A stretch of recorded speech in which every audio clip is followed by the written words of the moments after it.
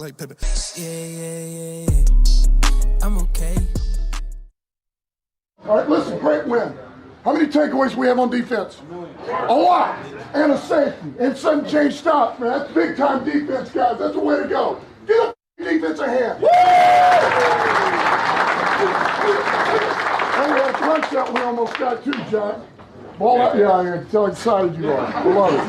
I'm not going to go another week 2 and feel bad about a win. I'm not doing it. I'm not freaking doing it, man. That's a good win. Was it perfect? No, it wasn't perfect. We got things to clean up, and we will clean them up, guys. We're going to get better. We will clean them up. That's right. That's 4 in a row. 4-1. All right? And we're still going. We're still going. We don't stay the same. We're going to just continue to get better and better. I got 2 game balls. All right, on offense, 5 catches, 92 yards, 1 touchdown, blocked his ass off, Sam Laporta. The thing that I love about this team is just everybody's so selfless. You know, everybody, they put themselves second and the team first. That's what the best part is, so love you guys. All right, this guy, to me, he was all over the field. He was all over the field. 3 total tackles, 1 TFL, 3 pass defense, and 1 interception. Alex Andrew. Hey, 24-hour rule. Enjoy it. Wins are hard to come by. Love y'all. Let's keep going, man. Okay, 3 It's win number 4. Great job. Break it out, guys. Never, ever, ever take a win for granted. I know there's plays we want back. Offense, defense, all of it. Never, ever in this league take a win for granted. 4-1. On to the next. Nice primetime opportunity for us. Let's go and get another one. Win on 3. 1, 2, 3. Win!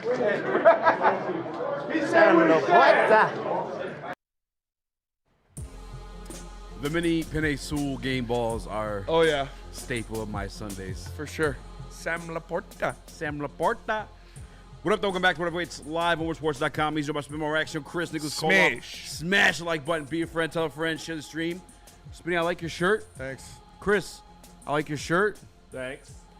Nick, who's your stylist? We are back in the suit. I didn't feel great about my picks on Friday. Yeah. And turns out I picked almost every single game wrong, and that is why I am in the hot dog suit. Fins up. Fins up. I locked it. Fins down. Yeah, fins, not great. Seahawks, locked them. Yeah, Baker Mayfield said, F you, buddy. Yo, Shout out Baker. It's probably going to be tomorrow's show, talking about the NFL. Baker Mayfield. I mean, what the Taking care of business, calling Seahawks fans pussies before the game and then going out there and fucking dotting them up. I got some that No video. Mike Evans, no Bucky Irving, doesn't matter. Half of Chris Godwin, a rookie wide receiver, who's actually really good. He's really good. Yeah, we'll talk about Baker tomorrow. I mean, shout out Todd Bowles. Yeah, shout out Todd Bowles. Very underrated coach. Shout out to Casey Rogers. I've been noticing watching the defensive tape. A lot of stuff that gave us fits last year when we played them and they beat us, he's brought over. And I like it. Conceptually, it just makes sense. Mm-hmm. Especially if a guy like Aiden Hutchinson. Speaking of Aiden Hutchinson, dog. We're going to talk about him too, maybe defensive player of the year stuff, you know. But the breaking news right now in the Detroit Lions is Terrion Arnold will be out indefinitely. Yeah. Per Dan Campbell, a long time. We got the video of Dan Campbell talking about it if we want to run that real quick. Yeah. So here's Dan Campbell updating Terrion Arnold's injury.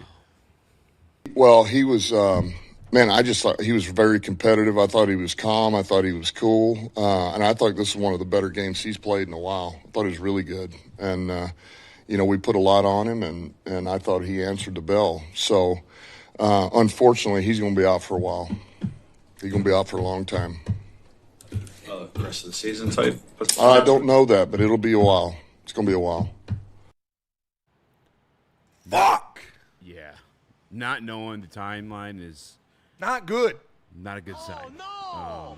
We suck again! And it does suck because one of the things with Terrion Arnold, I came on the show, or the way I planned to do today was to defend Terrion Arnold because there's a lot of people out there talking shit, a lot of people out there hating after what Dan Campbell just reiterated was one of his best games in a long time. Yes. That was his best game this season by far. By far. In my opinion. And obviously, it's against Jake Browning, but that's okay. Sometimes you need some of those games to get back on the horse to get your confidence up. And I feel like momentum could have swung that way, but obviously the other way with this injury. And it's not, it wasn't against, I'm sick of people saying that. It wasn't against Jake Browning. Terrion Arnold was playing against Jamar Chase, and he was locking him down.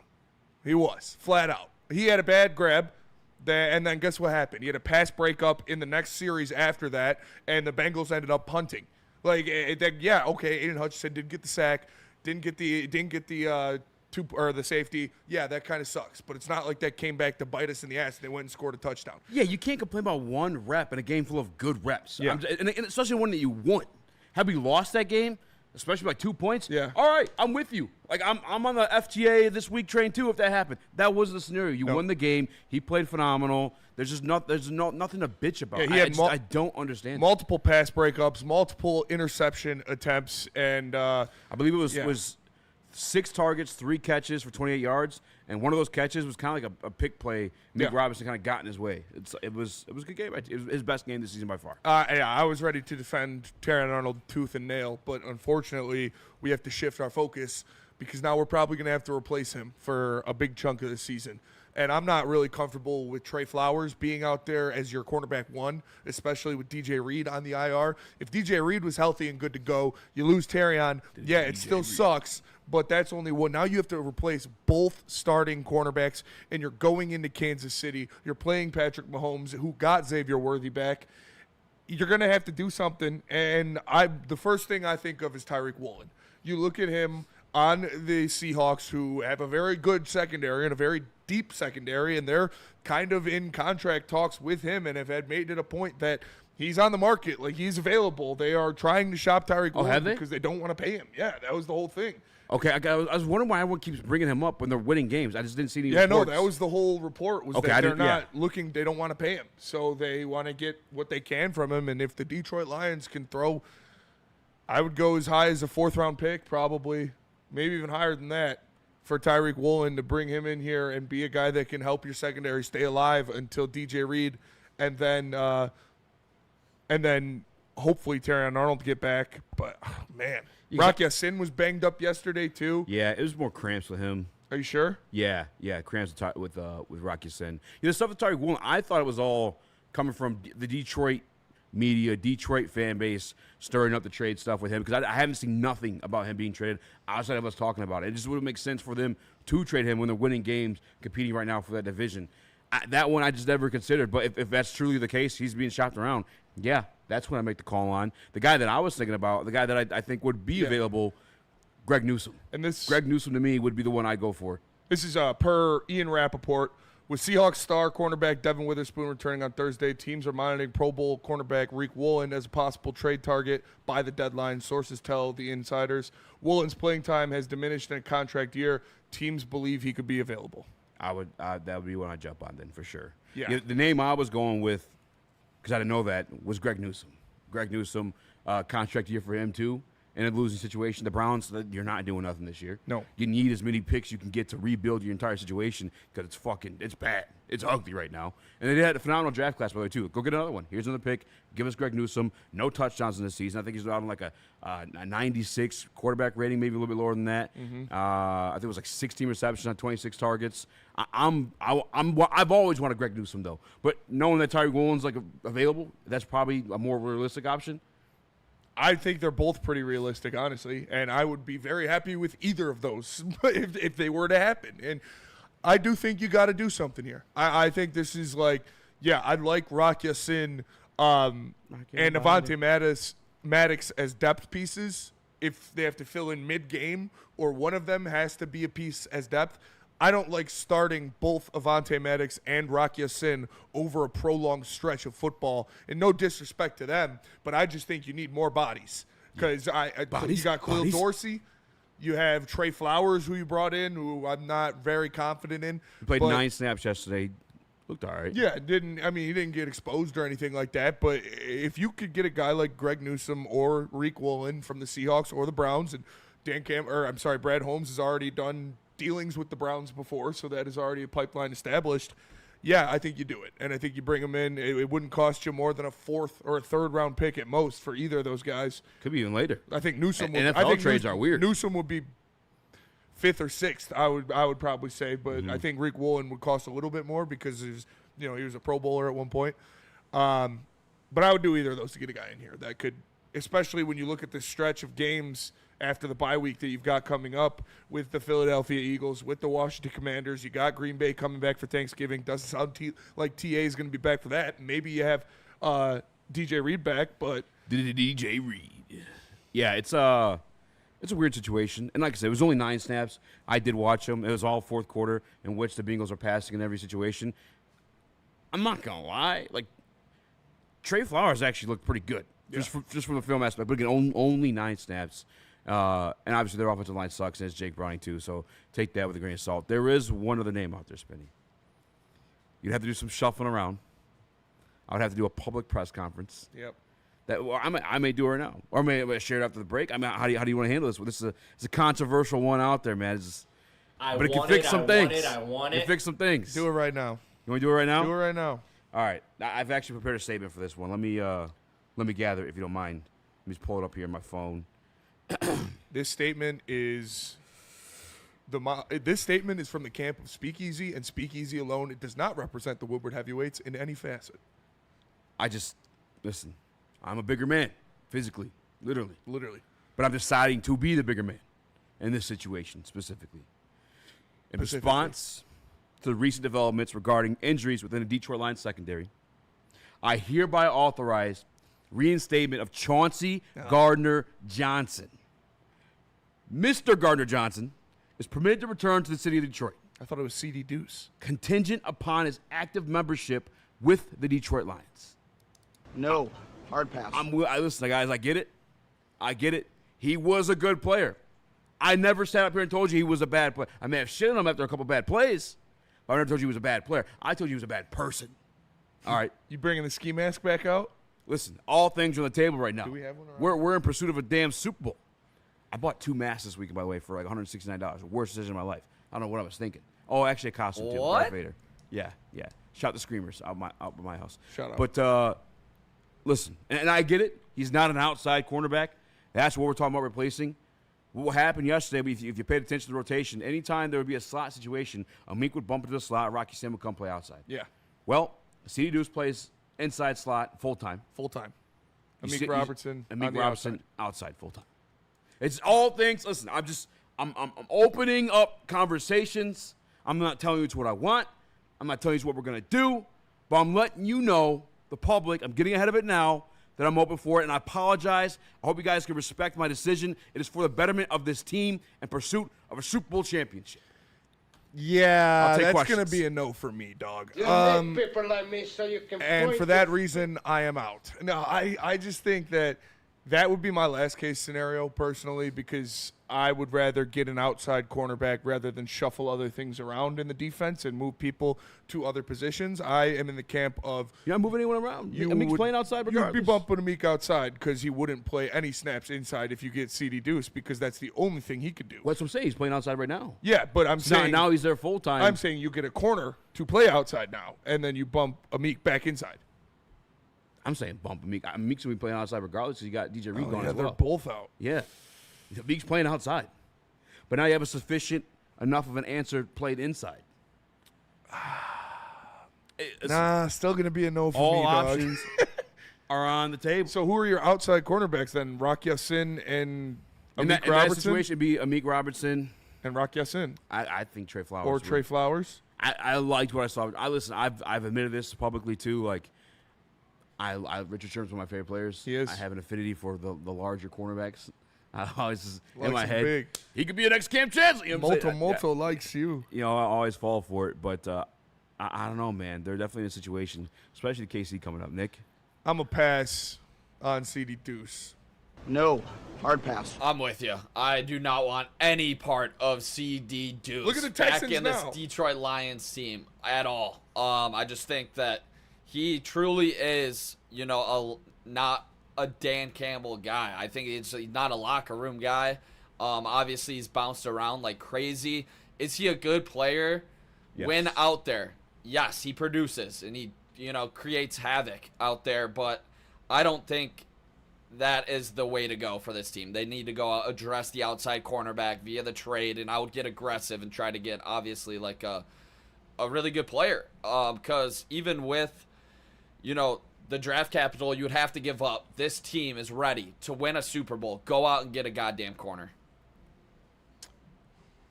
Chris? All things on the table. By the way, I said Cam Chancellor. I meant Brandon Browner. Yep. I apologize about that.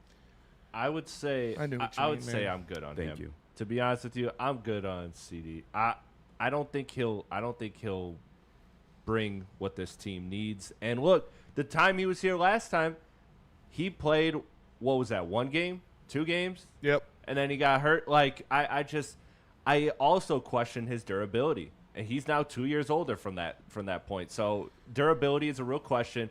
And we know how stingy Brad Holmes is going to be with that draft capital. If I'm getting somebody, I want somebody that I have no doubts in their availability. And I know the NFL is a lot of injuries happen, but I need somebody that I have more faith in durability-wise. So not only is it locker room-wise, it's a no, but also durability-wise, it's also a no for me with CD. I agree, Chris, and we are going to go to break. I see those super chats in there. I'll deal with them real quick. We're talking Lions. We're talking a lot of Lions. We'll get Tigers at the end, I'll tell you that. These 2 things maybe we'll mix in tomorrow. But Michigander 1212 says, thoughts on MSU's performance against Nebraska. Dude, pitiful stuff. Nebraska is not a good team. MSU is worse. That game was on drugs. It was awful. And damn. It wasn't what you thought. I mean, it kind of was. I knocked that down for sure. All right. NFL babies. NFL babies for sure. We'd make make it a a Lee left guard. McNeil. For sure. Yeah. Jonah Jackson. Jonah Jackson for sure. That would be a thick baby.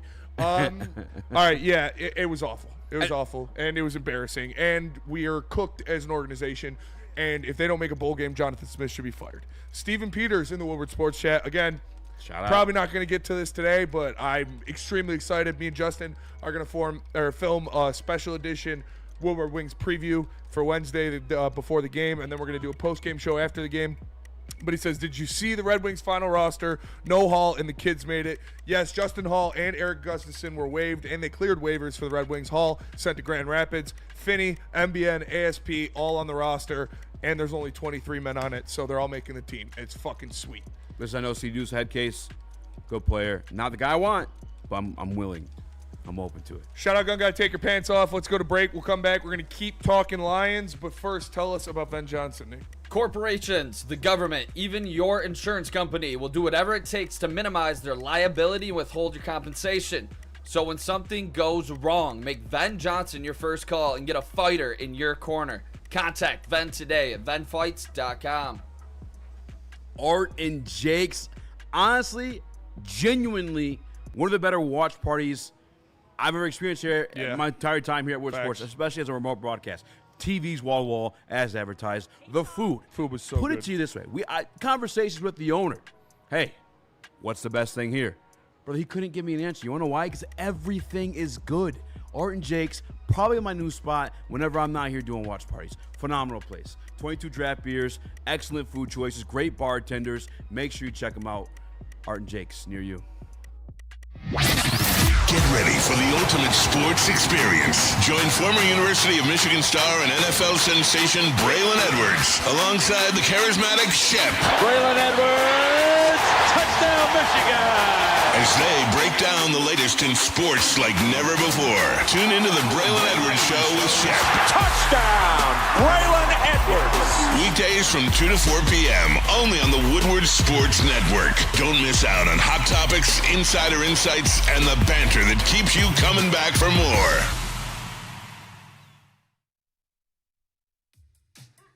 How do people feel about getting a Planet Fitness membership for $15 a month? How do they like working out in a clean and spacious gym that's filled with equipment for every workout? And how about free fitness training in the judgment-free zone that leaves them feeling energized all day long?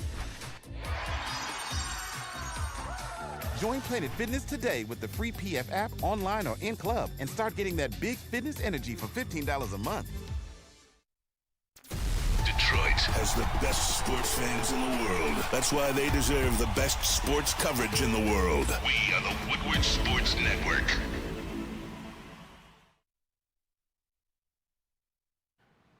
Jars, Cannabis Guys, top shelf quality, unmatched variety, price for you, the people. Find one near you by visiting shopjars.com. Get the perfect pair, the perfect size, just nice for you at Jars Cannabis. Jars. What up, though? Welcome back. Whatever, it's live on sports.com. Easy to watch more action. Chris Nicholas Kohloff. Smash the like button, be a friend, tell a friend, and share the stream. DNC, ENT, living in the future. So how the fuck is it 5:30 already? It's 5:21. 5:21, bud. We got some time here before the next Slow break. your roll, brother. Time is a valuable thing. Watch it fly by as the pendulum swings, okay? Cringe. We should have. Yes, you are. We should have combined those breaks, but I hate doing the 6 reads in a row. I can't do that to you guys, so. It is what it is. Tom Bregman, nachos with potatoes, waffle fries. It was waffle fries, yeah. It was like Good waffle it's like fries. American poutine. Like it's like a bunch of waffle fries. It wasn't and that then cheap brisket, cheese. Yeah, good. And it wasn't that cheese. cheap brisket. It was good brisket. Good shit. Shout out to Wicked Sister for becoming a member in the chat. Did you see my text last night in the group? I was like, "Can I be fat for a moment?" Yeah. I can't stop thinking about those spud nachos. Yeah, they were really good. They were that good. Yeah, we're basically kind of talking about how to fix this situation. Is there a world where Trey Flowers is your solution? I think that might be the case, man. I think there is. When you look at Brad Holmes and what he likes to do, when you look at what this regime does, they believe in their guys. They believe in the guys they already have in the room. They believe in next man up. So I would be extremely surprised if they made a significant move before the next game. Like, they'll bring in somebody for depth, like a camp body or something like that. I would be really surprised if they made any kind of big trade in the next couple weeks. I think they're going to go with what they have. I think they're going to go with Trey Flowers, and they're going to go with a guy like Khalil Dorsey, who's hopefully going to be completely cleared of his concussion protocol. He actually, Dan said he's going to be out for a minute as well. Fuck. But Rock your sin. Rock your sin. I Trey like Flowers. I think you look good. He did. Also, again, I told you before the break, 6'4" guy, big dude. I think come down and play the run as well too. But the problem is, and I think when they signed him, it wasn't like a practice squad sign. I'm pretty sure he was signed to the active roster. Yeah. If I'm not mistaken. I have to double check on that one, but like that's a sign that he's kind of not cemented, but I mean that's a game plan for him. I feel like. Oh, Wixter. Sorry, Wixter. Not Wicked Sister. It's a good band though. That's hilarious. That does sound like a band name. Oh no, Trey Flowers was a practice squad call up. It was practice squad. Yeah, they signed him to the practice squad and then immediately just brought him up. Man. What? I don't know. I'm not gonna lie. Xavier Worthy scares me without having any really like actual number one corners out there. Yeah, he is. I will say this: man. Your boy went viral with the Xavier Worthy getting pinned to the fucking ground. Yeah, you did. From our boy Amig Robinson. Yeah, it was Amig who's Robinson. still out there. Yeah, that's right. Slammed on the ground. Was it? Told him hit the fucking weight room, son. Oh, actually, It no, was that Rasheed Rasheed Rice. Yeah. Even better. Rasheed Rice bigger. He is stronger, but still. And not in this game, by the way. I liked it better. It's when the it was last Worthy. game until he comes back. What'd you say? I liked it better when I thought it was Worthy. Okay, it's Worthy. I'm your sister. I'm your sister. I'm your sister. I'm your sister. It was Xavier Worthy. Then. Yeah. No, we got Amig Robinson still, and I think he could do it. Twisted Sister. Yeah, that's sorry. My bad. You messed up the name 3 times. Yeah, it's Twisted Sister. Well, no. His name's Wixter. The Okay. name of the band is Twisted Sister. Okay, she's a wicked sister. Yeah, I was saying Wicked Sister because of his name. Yeah, that's wicked sister, That's bro. I think we'll be fine, dude. I'm not really pressed over this Kansas City Chiefs, this version of the Kansas City Chiefs. I know it sounds crazy to say, Someone wants to play maybe too Twister early to with say, your sister. but like, I don't know. Xavier Worthy, yeah, he's fast, but what the fuck has he done to scare anyone yet? He hasn't really done Didn't dick he have yet. like 150 yards and 2 touchdowns in the No. AFC Championship game? Or the Oh, Super, the or AFC the Super Championship Bowl? game? I think he in the Super Bowl. Okay, but then in a situation where they're just tossing the ball, they had to. Throssin. Yeah, They weren't even tossing it. They're thrusting it. Throssin that ball. Wicked sister, dude. Ryan TV in the Woodward Sports Chat. So thank you for being the chillest and most reasonable. All the Woodward podcasts are doom posting the Lions and trying to have the hottest takes. Yeah, I mean, there's not much you can do, man. Like, DJ Reed's hopefully going to be back by Thanksgiving. His should only be a couple more weeks, right? Terrion Arnold's, we don't know. Is it a torn pec? Is it a separated shoulder? What's going on? We don't even know what the actual injury is. So I'm not going to be like, you got a lot of time to figure it out. They're going to rock with the guys they got against Kansas City. Rock your body. Rock your body. Rock your sin is definitely going to be a big part of that game. He's probably going to be, it'll probably be, well, if I had to do it right now, and I am doing my game plan against the Kansas City Chiefs, I'm putting Avonte Maddox in the slot, and I'm putting Yeah. Trey Flowers the and outside, Amik Robertson on the outside. Yeah. And then you have Rock Ya-Sin to take snaps from any of those guys that need a breather or something like that. That's probably what I do. Maybe even Rock Ya-Sin. Maybe Rock Ya-Sin on the slot. outside and Amik in the slot. Maybe you do Rock Ya-Sin and Trey Flowers on the outside. That's what they were doing yesterday. Like anytime it'd be a slot situation, Amik would just move in. Amik would move inside. Rock Ya-Sin would take the outside. I would, yeah. I think that's probably what's going to be. That's the scenario. Amik's got to play 99% of the snaps. Like, I got your numbers for Xavier Worthy, by the way. He was 8 for 8, 157 yards, and 2 tugs in the Super Bowl. But again, they're in a situation where they had to pass. I mean, they're going to be in a situation where they're going to have to pass because Like, they're not going to be able to run the ball against us. I get that he's capable of that, but he hasn't done that much or very often at all in his career. You know? Yeah. I mean, it's like he's kind of been injured, you know. We'll see. Another thing, too. We got a physical secondary. We do have a physical secondary. Amik will hurt him. Q-Ball 93. Can I get a ding, ding, ding, Nick? Because Q-Ball 93 in the Woodward Sports Chat says Aleem needs to return this week. I was thinking more of the bell ding. Yes. But, yeah, that ding. Yeah. No, the ding, ding, ding, ding. That's okay. That's okay. We're good. Yeah. Nick, where you at with all this? You're DJ Khaled over here spamming the air horn, dude. You're the crash out of the show. Where you at with all this? I mean, this is just reminiscent of last year when we had all of the injuries on our defense. And to be honest, I saw it in the chat. Ennis Rakestraw would be nice right now, you know, for this team. He's injured. TA's injured. You got DJ Reed, who the biggest contract you gave out in this offseason was to DJ Reed. He's injured. It's just like, why can't we have nice things? Honestly, like, I'm pissed off. We got Aleem McNeil coming back. But to pair Aleem and Hutch with these corners on the outside, healthy, like this defense, you're talking about like the best defense in the league potentially, and we're not going to be able to see it. Once again, this team is just dealing with injuries, and it's frustrating. I don't know what the hell is going on. Got a lot of Marcus Davenports in the secondary. No, I'm just kidding. We'll be good, man. Emmanuel Mosley for one game. Yeah, can he make a? We'll be fine for the Chiefs. Real quick to Xavier Worthy, I don't want to be worried about him. That was the only game where he had over 100 yards receiving. Was the Super Bowl in his career. Yeah, I'm not sweating this kid. All right, you gotta show me, son. You gotta show me. Before I get scared, Amari Hampton on injury reserve as well too. Xavier Worthy playing tonight. Oh, that's what. By the way, too, dealing with ankle swellness. He's another guy. You want to talk about guys that can't stay healthy? He's glass. Xavier Worthy is that. Already dealing with ankle injuries tonight too. Hopefully, I mean, I shouldn't say Xavier Worthless. Say it. No, because last time I called out a wide receiver, it did not go in our favor. Let's do it. Maybe that ankle, you know, tested out a little too early. Yeah. Can't go next week. You know. I don't know, but we're gonna go to break. We're gonna come back. We're gonna keep talking Lions. Unfortunately, more injury news. Unfortunately, more injury news. Can't wait. Awesome stuff. Tell us about the Massage Chair House. Massage Chair House. Those are my guys. My guy, Dr. Eric Duncan, the leader in the massage chair review interwebs. Go check him out on his YouTube channel. Scan the QR code or visit massagechairhouse.com or go see him in person. He has the largest massage chair showroom in the Midwest. That's why he has the best massage chair review channel. If you don't know what you want and you don't want to just drive all the way up there or make an appointment, go check out his YouTube channel. Links in the chat. See what chairs he rocks with. He's been doing it a long time. Looking for the ultimate pickleball experience? Check out Wicked Pickle, Metro Detroit's hottest indoor pickleball spot with 10 climate-controlled courts, daily open play for all levels, and a chill lounge with TVs, ping pong, and cold drinks. It's always game on, rain or shine. Throwing a party or a team event, they host groups from 10 to 200. Don't miss out. Don't miss the APA Michigan Gold Cup, November 22nd to 23rd. Sign up at pickleballtournaments.com and mark your calendars for Woodward Sports Pickleball Party, January 9th. Details coming soon. No one gives away more cash and prizes than Woodward Sports. You don't believe us? Here's our latest $10,000 winner. You know, you guys posted, hey, if you guess all this stuff right, you know, we'll give it's $10,000. I'm like, okay, well, why the hell not? And the winning doesn't stop there. How about our Outkick Your Coverage winner? Let's give it up for David Tully, everybody. David Tully. This guy's got a hot girl.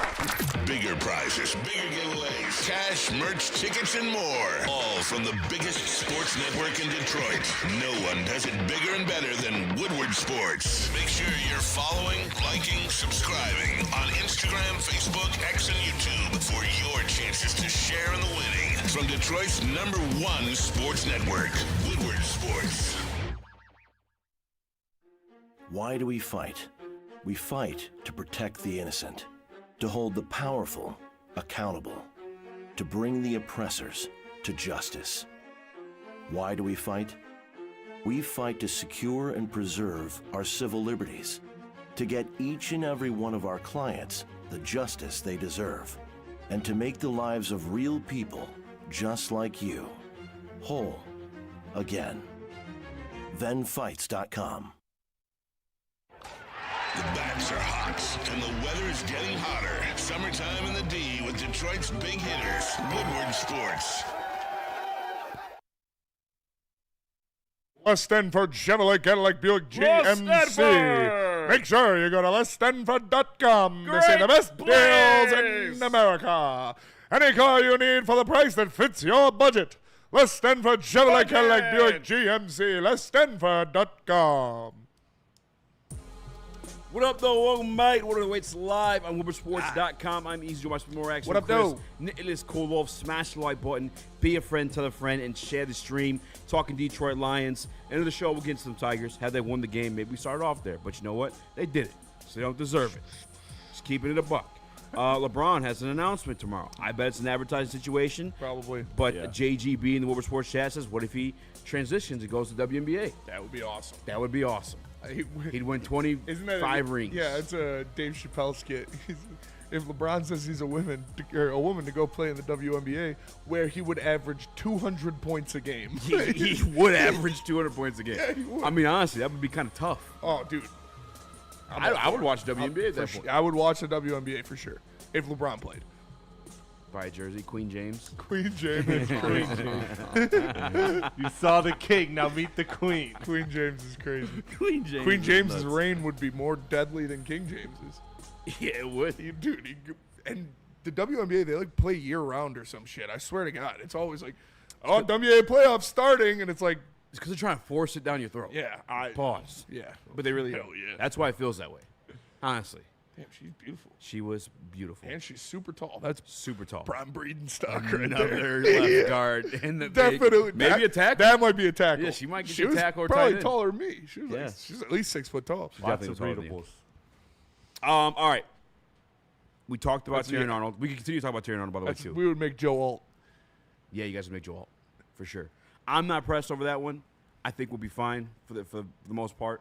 I mean, let's keep it a buck. A lot of you guys don't even like Terrion Arnold. Yep. A lot of you guys had a lot of shit to say. They did.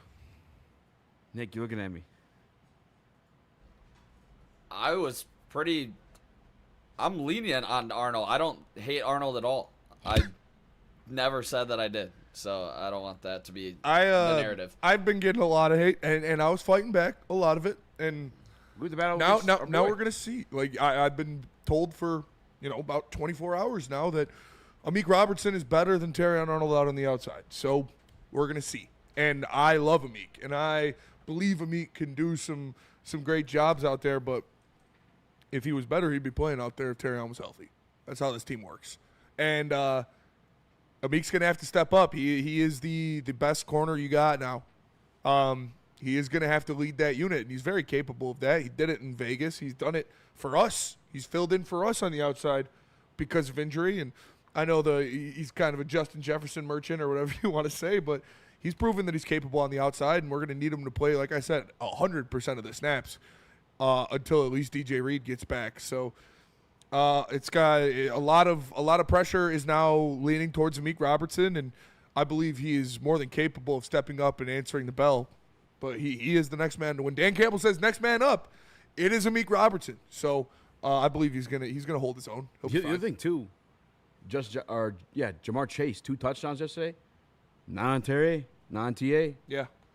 In fact, all 3 touchdowns to wide receivers came when Terrion Arnold was out of the game because of injury. And like our guy Football Al posted on the internet on Twitter of the Lions' stats in the pass game and in defense in general when Terrion Arnold was in this game. Yeah. And they were first in the NFL in basically everything, and then last in the NFL in basically everything when he left the game. And I'm not saying he does all of that himself, but when you ask a guy to play man up on a corner or on a wide receiver pretty much the entire game, and you're like, hey, you're on an island against this guy, and then when you leave because of injury and that guy scores 2 touchdowns, he was probably doing a pretty good job on him before he got injured.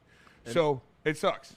And that's why I want to point out the fact that, like, you know, we had that great success against the last mobile quarterback we played in Lamar Jackson, right? Like, we were getting to him, we were getting a lot of pressure, but a lot of those pressures came several seconds into the possession because the corners were doing such a good job. So I don't want to overstate how difficult this will be to go into Arrowhead against Patrick Mahomes, who maybe doesn't have the weapons that he once had, but he has the ability to extend plays. And so they're going to have to find ways to manufacture pressure and manufacture quickly, because with these Ali quarterbacks, McNeil coming back would help. Yeah, Ali McNeil coming back would help for I can't help sure. but smile, man. So, yeah, like, if he can play next week, then you're cooking with gas. But if this team wants to win a Super Bowl, they need Amik Robertson, or they need Terrion Arnold and DJ Reed to get healthy and get healthy fast. You want to talk about fast pressures, Chris? Our guy, Aiden Hudson, generated 3 of his pressures under 2.5 seconds, an average 0.67 second time off the line of scrimmage, the 9th fastest in the National Football League. Sneaky. Tom Begman Sneaky in the Woodward athletic. Sports Chat being sneaky. He is facetious and just walks weird, though. He does walk and run weird. Arguing like a woman. He says, whoa. You guys have convinced me. TA is the second coming of Darrelle Revis, and there's nothing to criticize about his play. Yep, because that's what we're saying. I mean, you're talking yesterday. Yeah, there's nothing to criticize about his play Well, yesterday. no, I wouldn't say there's nothing. He could stop grabbing. But when he was out there, he was playing well. And if you think he wasn't, please go watch the film. We voted a grabber in for president. We could deal with TA. That's fair. All right? Twice. Yeah, Amik Robert or Terrion Arnold is not a finished product, and he's not the second coming of Darrelle Revis, but he's not dumpster trash like half of the people talk about. There's not much to bitch about from yesterday. I just, like, stop. This is I don't even know. Because I don't want to take it on the path I want to talk about to correlate to anything else, but just you look, with all due respect, and I love you guys, I appreciate you tuning in. We would not be here without you guys, but you sound fucking stupid. If you have anything to bitch about from Terrion Arnold's performance yesterday, you sound dumb. You either sound dumb or you quite literally did not watch. And I know every single argument in the chat now can only be narrow-sided and have no nuance to where you have to be, he's either the best player of all time or he's the worst player of all time. So us saying that he's not trash means he's the second coming of Darrelle Revis, I guess. Like, that's where you guys live now, and it's okay. I've gotten used to it, and you just kind of brush through it. But, no, he could still improve. He's got to clean up a little bit on the outside. He's got to stop grabbing as much. But he had a good game on Jamar Chase. And if you're going to say that he didn't, go watch the film, please. Please. I literally did it this morning. Go follow me on Twitter. I posted it for you. One of the receptions was really a pick play from Amik Robertson. Shout out to Burn Super Chat. Says if Sauce Gardner held George Pickens, he wouldn't have had a bomb thrown over his head for a touchdown yesterday. That's the other thing, too, about the quarterback position. It's the National Football League. You're playing against the best of the best of the best, sir. You're going to get got.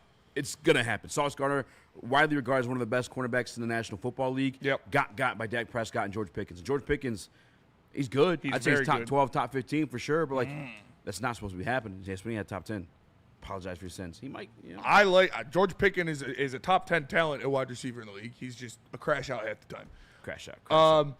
Yeah, so you got to get better. You got to have your guys step up. Like I know that it's kind of like boring at this point, and it's a cliche or whatever you want to call it, but it truly is next man up. There's no prime Darrelle Revis coming through to kick that door open and be like, I'll carry you guys to a Super Bowl. No, it's going to be on the backs of Trey Flowers and Amik Robertson and Khalil Dorsey and Rock Ya-Sin and all of these guys. They're going to have to hold the ship and hold the water until DJ Reed comes back and hopefully Terrion Arnold, because shit does, like, you don't just get a handicap because you're injured. We know that. We dealt with that last year.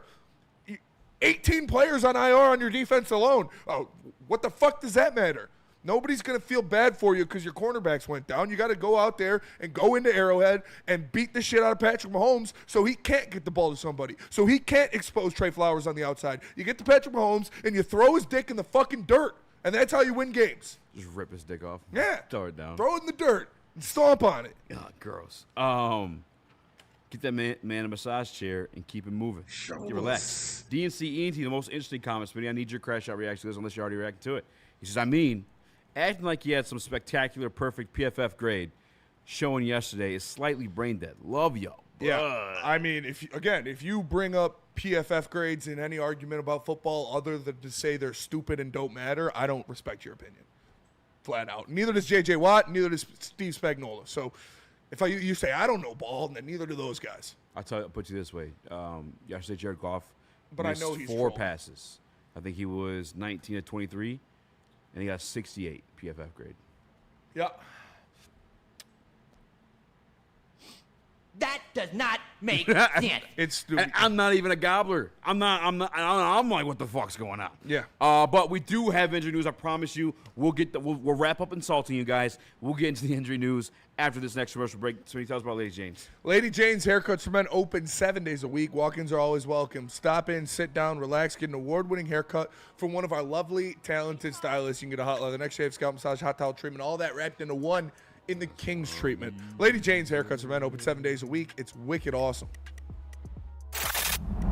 Love Woodward Sports? Love wearing clothes? Then you should be wearing Woodward Sports clothes. Check out our full line of merch at woodwardsports.com. Just click on Shop. We have all your favorite designs, like Dan Campbell kneecaps, Woodward Golf, and of course, our own logoed out merchandise. Men, women, infants, kids, all love Woodward Sports. Impress your friends. Impress your boss. Impress your dog. Buy Woodward Sports merch today.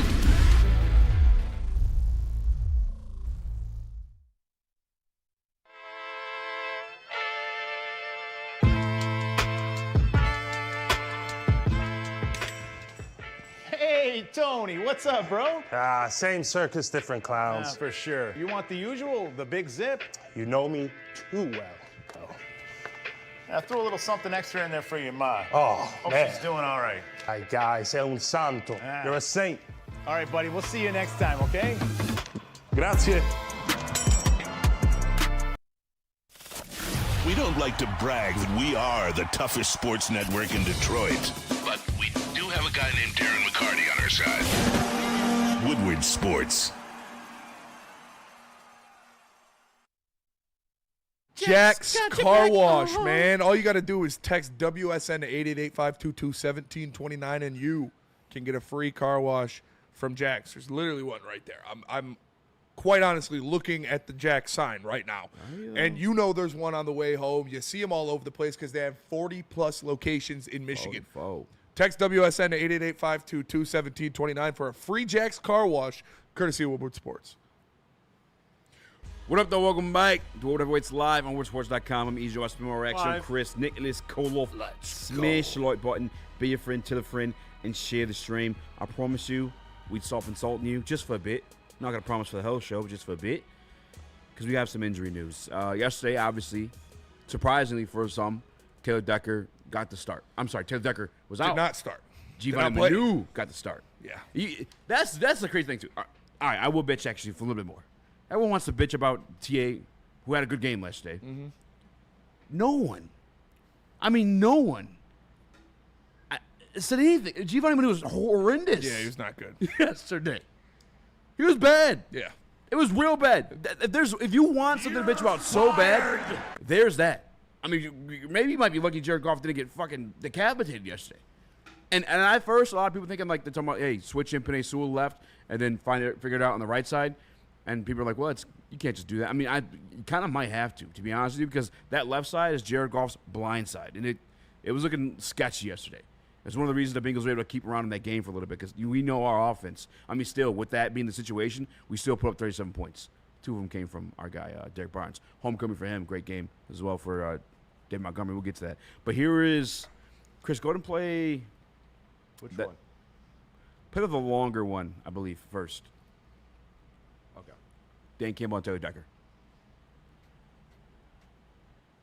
The recovery has not, it's been less and less. He has not been able to quite catch up to, we feel like there's diminishing returns every week. Man, it's just a little, and we just felt like man, we need to give this guy a little time, and I don't know how long, but this is so we get him back. That's what this is, man. Let's get this thing to calm down. Let's get some strength back in the shoulder to where he feels good. And so all of this is for a positive. We just felt like, man, coming down the wire yesterday, today, man, we need to back off of this and let's be smart with it. And so in that regard, I feel good.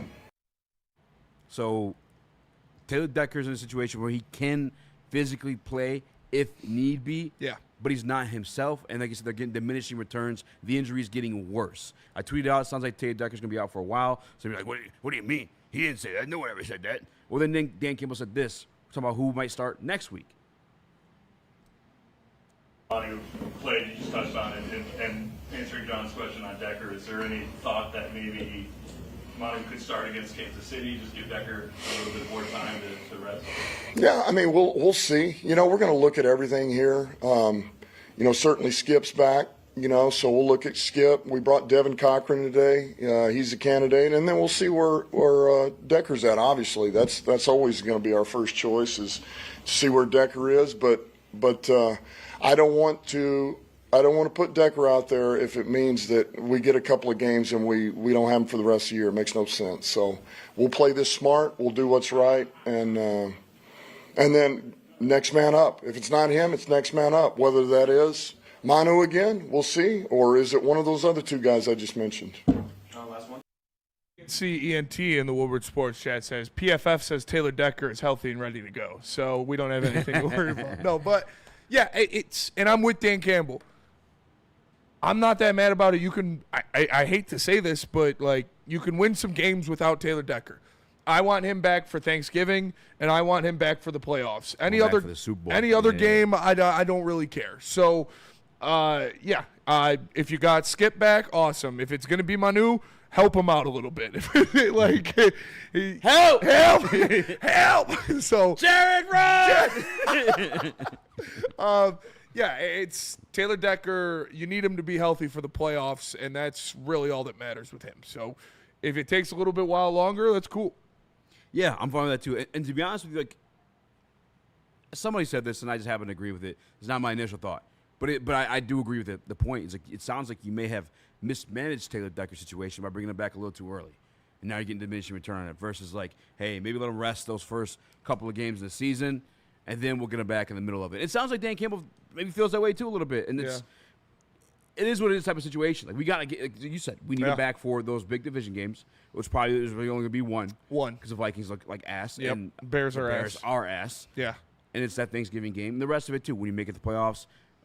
Maybe you want him back in Philly. That might be a one-seed type of situation to where you want to win that one. But like I said, if you only get a handful of games out of Taylor Decker this year, I want them all to be in the playoffs. And if I could pick one regular season game, it would be Green Bay. And by the way, too, if we're talking about the other situation, who is Manu who could give me Skip. Skip looked pretty solid last year against the Green Bay Packers. Yeah. I love Manu. There's still some development to be made there, quite obviously. Yeah, and also, it wasn't just Giovanni Manu. Tate Ratledge and Graham Glasgow were also getting their ass beat. Yeah, Tate was getting worked. So the entire offensive line needs to be better. And that interior offensive line, they got to be a lot better because you're going up against Chris Jones this week. Yeah. And that's one motherfucker, dude. He is a motherfucker, too, because he goes inside, outside. Yeah. You line up wherever. He is a motherfucker, as you said. Nick? I've seen enough of Giovanni Manu.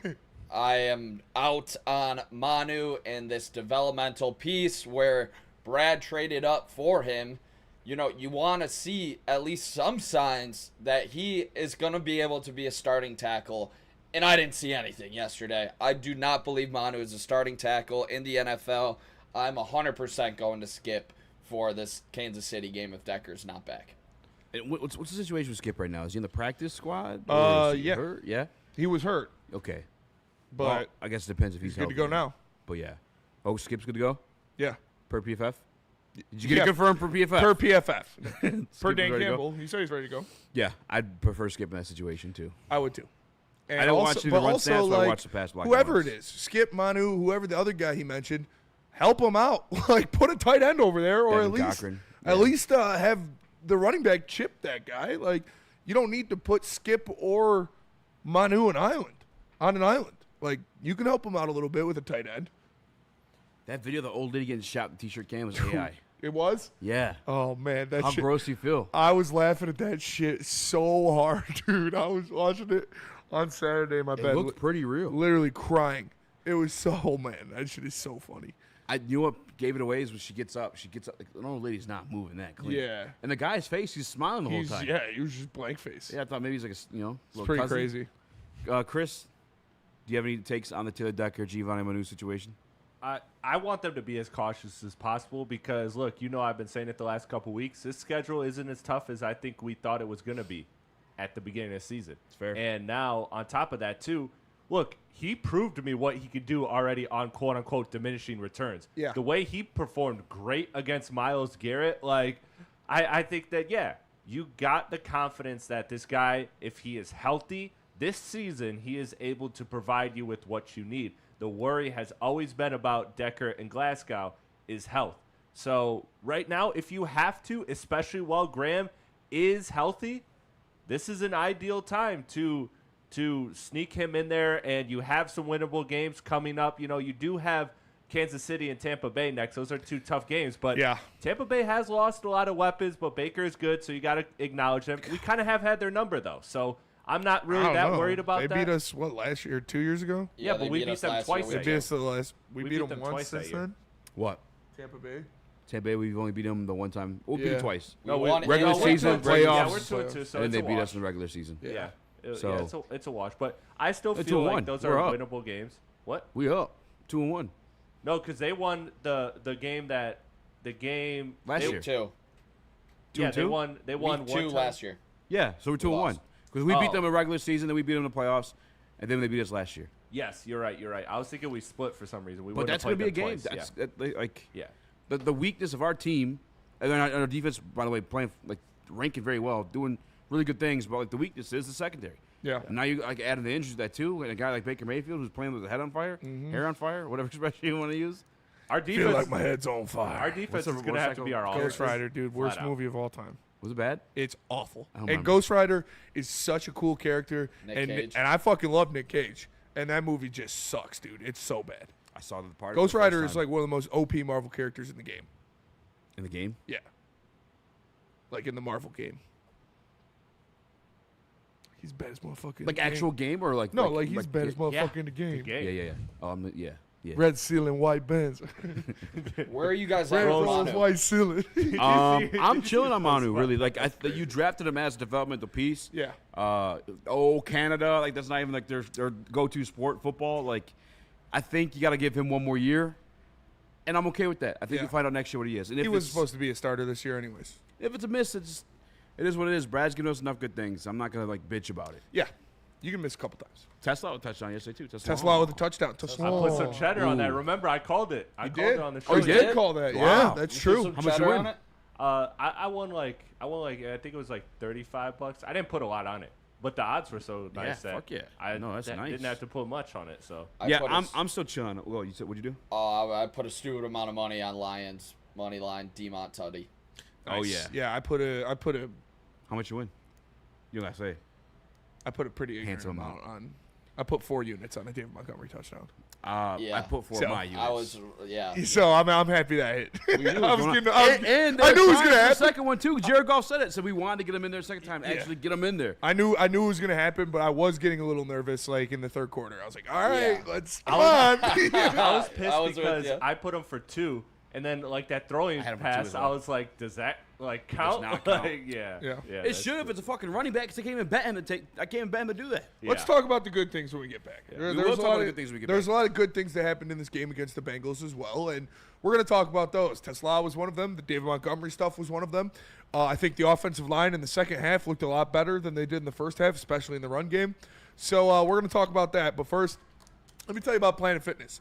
I got a date at Planet Fitness in about 35, 40 minutes. No, just kidding. About an hour. But make sure you tap in at any Planet Fitness near you. $15 a month. Or you can upgrade to the Black Card and get you some amenities like hydro massage, total body enhancement, and access to over 2,500 locations worldwide. Join in club or online at planetfitness.com. Planet Fitness, where your fitness is, essential. Ever wonder what goes on inside the game. Deep ball's got a man and got him. Touchdown, Braylon Edwards. Join Braylon Edwards and Shep. Edwards has it. 10-5, touchdown. On the Braylon Edwards Show with Shep. Ball looks in zone. Got Edwards for the touchdown. Where they dive deep into the heart of sports. Weekdays from 2 to 4 p.m., they're bringing you expert analysis, exclusive interviews, and a fresh perspective on the sports you love. Don't miss it, only on the Woodward Sports Network. Walk into any Lady Jane's Haircuts for Men today. Open 7 days a week. Sit back, relax, and enjoy precision haircut, scalp massage, hot leather neck shave, and hot towel treatment from one of our talented stylists. Step up your game this season and take advantage of our $20 haircut special. Scan the QR code and get your coupon today. Lady Jane's Haircuts for Men, the ultimate haircut experience. Open 7 days a week. Walk-ins always welcome. Lady Jane's Haircuts for Men, it's wicked awesome. Congratulations to the real Coach of the Year, Motor City Dan Campbell. Just put your head down and go to work. It's about to be fun, man. It's about to be fun. Woodward Sports.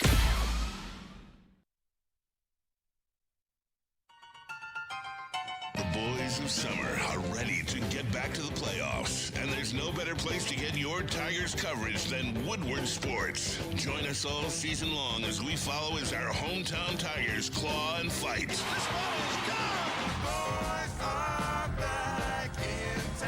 Feel the roar with Woodward Sports. Mad Packs. Go to getmadpacks.com to find a store near you carrying the best stuff on the market, whether it's the high-low pre-rolls, the Boom Shakalaka Tarantulas, the THCA Blizzard Pack Fused Moon Rocks, or any of their top-shelf strains. Just go to getmadpacks.com to find it near you. Mad Flavors, Mad High, Mad Packs. What up, though? Welcome, Mike, to Woodward Waits Live, WoodSports.com. Jeff Walker in the building. Shout out, Jeff. Young Chris came through clutch for the watch party in the post game. Absolutely did.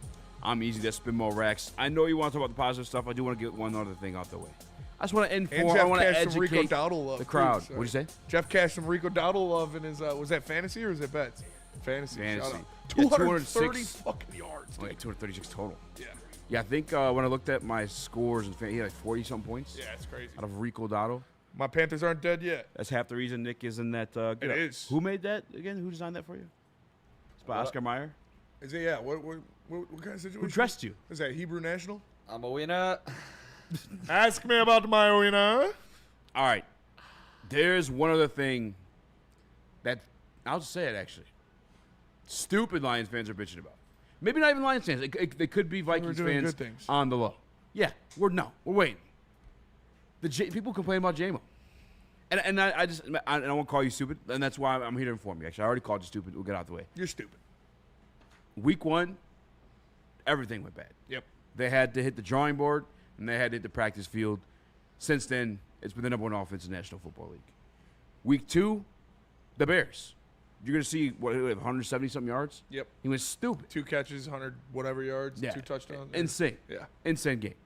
Week 3, I told you guys in the build-up, we had the Ravens guy on. He kind of told you, hey, they play the deep ball. They're not going to allow that deep ball to get got. Yep. If you go watch the 2 catches he had early in that game, they're in the middle of those zone coverages, and that's great throws by Jared Goff. Yep. Tough throws to make. It's probably a lot easier and efficient and in your interest to throw to open guys. Like Amon-Ra St. Brown. Versus the guy you have to fucking maneuver the ball into 3 other people. Yep. One of them being Kyle Hamilton, the other one being Starks, who's also pretty good. Yeah. Not good enough, though. That Ravens team. Not good enough. Good That Lord. defense is ass. I don't think anybody on that defense is good. I mean, good Lord. I think Kyle Hamilton was out, too. Week 4, the Browns. Arguably, if not the best defense in the National Football League. JG had his opportunity, but he couldn't get off cleanly in the pocket, and they missed each other. And he had 2 drops. Yep. That one, if you want to bitch anything about J-Mo, that was a bad game for Jameson Williams. If he didn't have those drops, he would have had 150 yards. And we wouldn't be talking about it because both of those were 60-yard throws. Yesterday, no Papa Decker. They had 4 sacks. Yep. That's one of the worst defenses in the National Football League. Had 4 sacks on one of the best offensive lines in the National Football League. Yep. Because you were missing your guy Taylor Decker on the left side. Not an ideal situation to have these deep drops. developing. Yeah, exactly. For Jameson Williams, it's not a game tailored to him. everything's fine. The other thing, too, is like there's so many good pieces on this offense. I think it's not towards a well-oiled machine, and you got to pull the right lever to win the game. That's their goal at the end of the day. You heard the breakdown for Sam Laporta if you watched the beginning of the show. The thing I love most about this team is nobody's selfish. We're doing what we got to do to win. Yeah. J-Mo, is, by the way, too, still has value on that football field, opening routes for guys like Sam Laporta, opening routes up for guys like Amon-Ra St. Brown, underneath, in between, like in the intermediate. Like that's Jameson Williams is doing that as well, too. I just don't want any J-Mo slander going on. I know he got paid, but he's playing his role. Yeah, absolutely he is. He's already got his bag, too. Who cares? And they're winning games. Like, I hate complaining about nitpicky stuff when you win games. And the offense, could they have used some J-Mo life in it? Maybe, but they still put up, 37 points. And like you said, Sam Laporta in the post-game speech, he said, everybody on this team is selfless. We know that there's so many mouth defeats. Jameson Williams said it himself like last week in an interview after practice, saying, yeah, I'm not worried about my targets like you guys are. I know it's going to come to me when it comes to me, and I'm just out there doing my job. So, like, if you guys don't like winning football, if you don't like having the best offense in the National Football League again, which you do because you're doing things that only the greatest show on turf has done in terms of offense efficiency and points scored, like, cool. You can complain about this offense if you want to, but they are, again, in position to be the best offense in the National Football League. So if you're mad about the way they're getting it done, you're just looking for something to bitch about. Would you rather win the game or force-feed J-Mo targets so you feel better about it? And we love Jameson Williams. We want Jameson Williams to be utilized more. We want him running down the field, scoring touchdowns. I fucking love J-Mo. But we're winning games, so I'm not going to bitch about it. Like, when Sam Laporta and Amon-Ra St. Brown were dominating that fucking game. You want to start just throwing to J-Mo just cuz? No.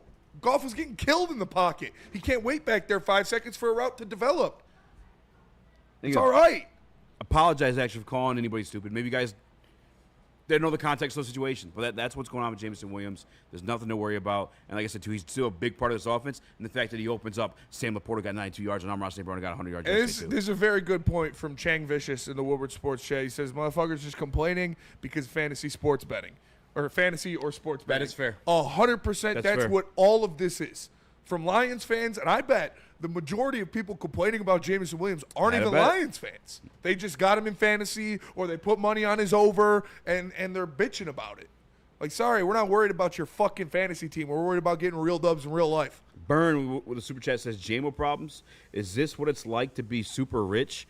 Oh, my helicopter didn't start. I guess I'll take my other helicopter. Yeah, pretty much. Yeah, shit. I'll take my two-time All-Pro Amon-Ra St. Brown copter, and I'll go get 8 catches or 10 catches for 110 yards, whatever the hell he did. Quietest 100-yard game I've ever seen on Amon-Ra St. Brown.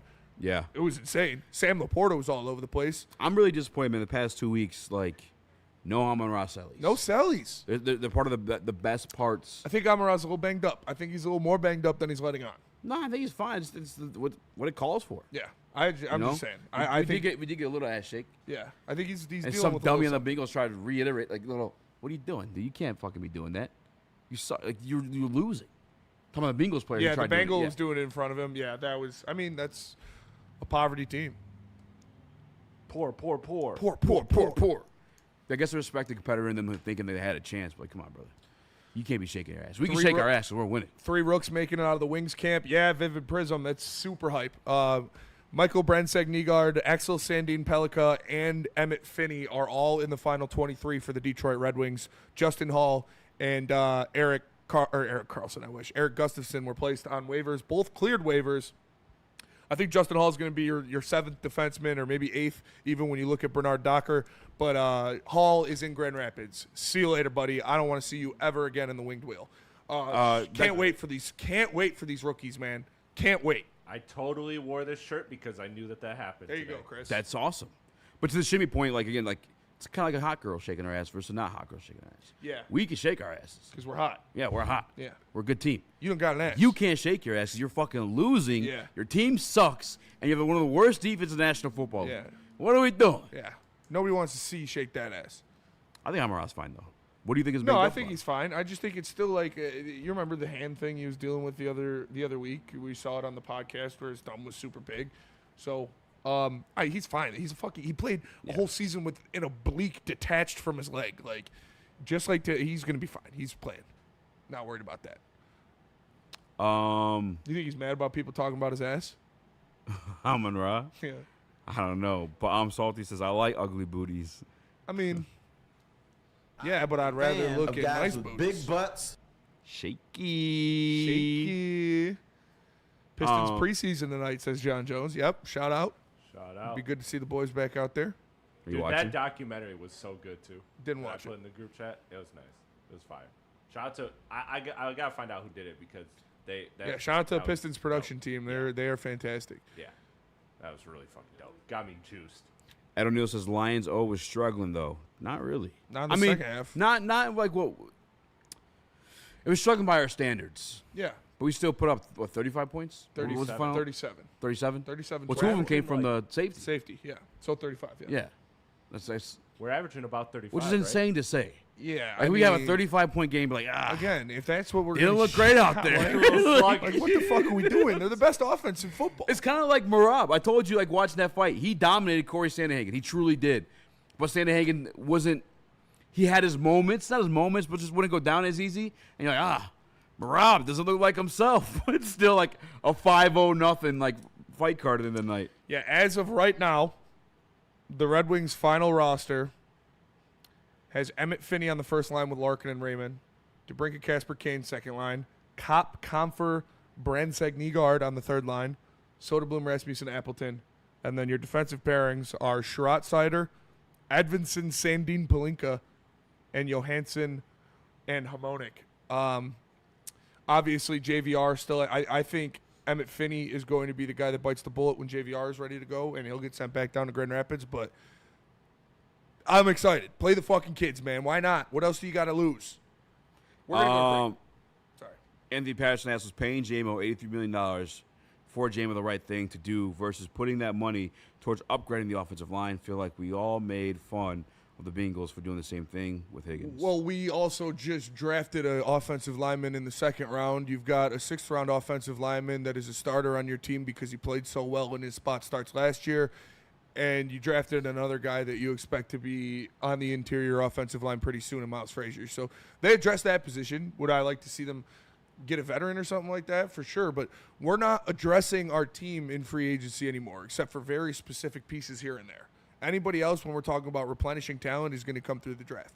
And that's what they did. They got Tate, and he's going to be part of your offensive line for the future. So I think they got to draft another offensive lineman in the first 2 rounds next year. Maybe 2, yeah. Maybe 2 of them. Yeah, I think they got to get a tackle. Because now it's looking like you got to get a tackle. And honestly, keep Tate at right guard. Yeah. Go get a center. For sure. And they're, I hate to say it, but you can find those guys later too. Absolutely. I always bitch about that. When you guys talk about drafting these first-round guards, I used to crash out over them. Like, why? No, you can get good guards second, late in the third, draft. fourth round. Christian Mahogany. Tate Roush is a second-round pick even. Like, it's just. I like Miles Frazier. He was a 6th-round pick. Joe Jackson was a 3rd-round pick. Like, all that and more. I'd like to see them get a tackle or another defensive tackle in the first round next year. Like, I truly was hoping that they got the kid that went to KC, Josh Simmons, the one from Ohio State. Yeah. Because he can play inside if we need to for this year and then bump out to left tackle the following year. But real quick, before we move on from the Taylor Decker stuff, how long do you think he will be out? When do you think he returns? Philly. I think they'll bring him back for Philly, and they'll make sure he's good to go for Green Bay. But I doubt he plays before the bye week. Nicholas Jacob Kohloff. Yeah, I would say after the bye. That's when I expect him to be back. This is a big loss, though. There's no other way to put it. It's your left tackle. Like I said earlier, I don't have faith in Manu yet at all. So this is, we know when JG has time, he is one of the best quarterbacks in the NFL. Straight up. Full stop. Straight up. So we obviously that's going to be like the biggest question mark moving forward. I think it's as big of a question mark as the cornerback spot for sure, because this offense needs to remain elite, and if you can't protect your quarterbacks blindside, you know, this offense isn't going to be able to function at a high level. Chris, damn, that's two tough games without him though. And again, we still make the playoffs either way. I don't even care. I mean, I care. I'm bitch about it. I'll be upset. I'll be mad. Whatever. I still fully expect us to make the playoffs, even if we DNC go down. says Colby Sorsdale is the future. There you go. I actually think he's on the roster. I don't think he's on the roster. Chris, real quick before we might go be on the practice squad. I don't think you guys convinced me. It will be after the bye week. I was gonna say for some reason I felt like gut feeling Minnesota he'll be back. Like they'll shut him down for a couple. That weeks would be and after he'll the bye back. week. But is that? Yeah, I we got Chiefs, Buccaneers, bye week. Oh, then the bye. Minnesota. I thought the bye was after Minnesota. The Okay, cool part yeah. about it, too is they're all. I mean, there. the Buccaneers, bye week, Vikings. Obviously, you're just chilling at home. Yeah, and Taylor doesn't need to come back for the Vikings. All right, let's go to break. Defense. We're going to come back, and we're going to keep talking Lions. But first, tell us about Black Rock. Let me tell you about Black Rock Bar and Grill. I was just telling my dad about it this weekend and how great of a time the heavyweights had. Black Rock Bar and Grill, they have a bunch of deals. Home of the steak on the stone, but also the home of many deals. $19.99 steak and lobster, $14.99 fish and chips. Plus, when the Lions win, you win.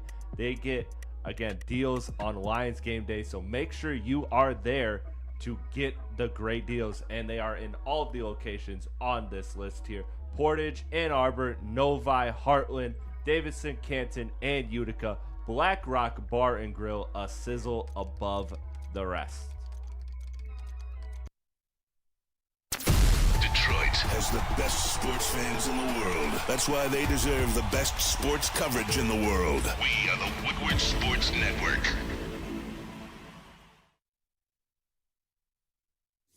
Big injuries, big news. Twice a week, Dr. Jeff Pierce from Michigan Sports and Spine joins Woodward Sports Network for the Injury Insider Report. Big D Energy Tuesdays at noon. Braylon Edwards and Shep Thursdays at 3:30. Get expert analysis and in-depth breakdowns on the latest sports injuries from the man trusted by top athletes in the community, like D-Mac. Whether it's the Lions, Pistons, Tigers, or Red Wings, Dr. Pierce talks us through it all. Don't miss the Injury Insider Report with Dr. Jeff Pierce, your go-to source for understanding the impact of injuries on the games and players we love. Only on Woodward Sports Network. Scan the QR code on the screen or go to MichiganSportsandSpine.com to see if Dr. Jeff Pierce can help you.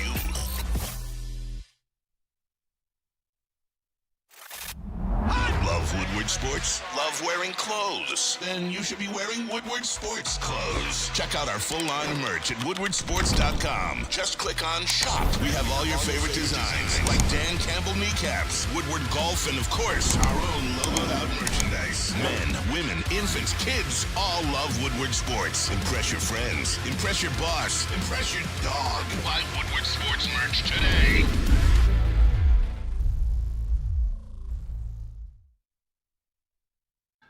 I just saw a national food reviewer tweet out, whispers, Detroit-style pizza is the best.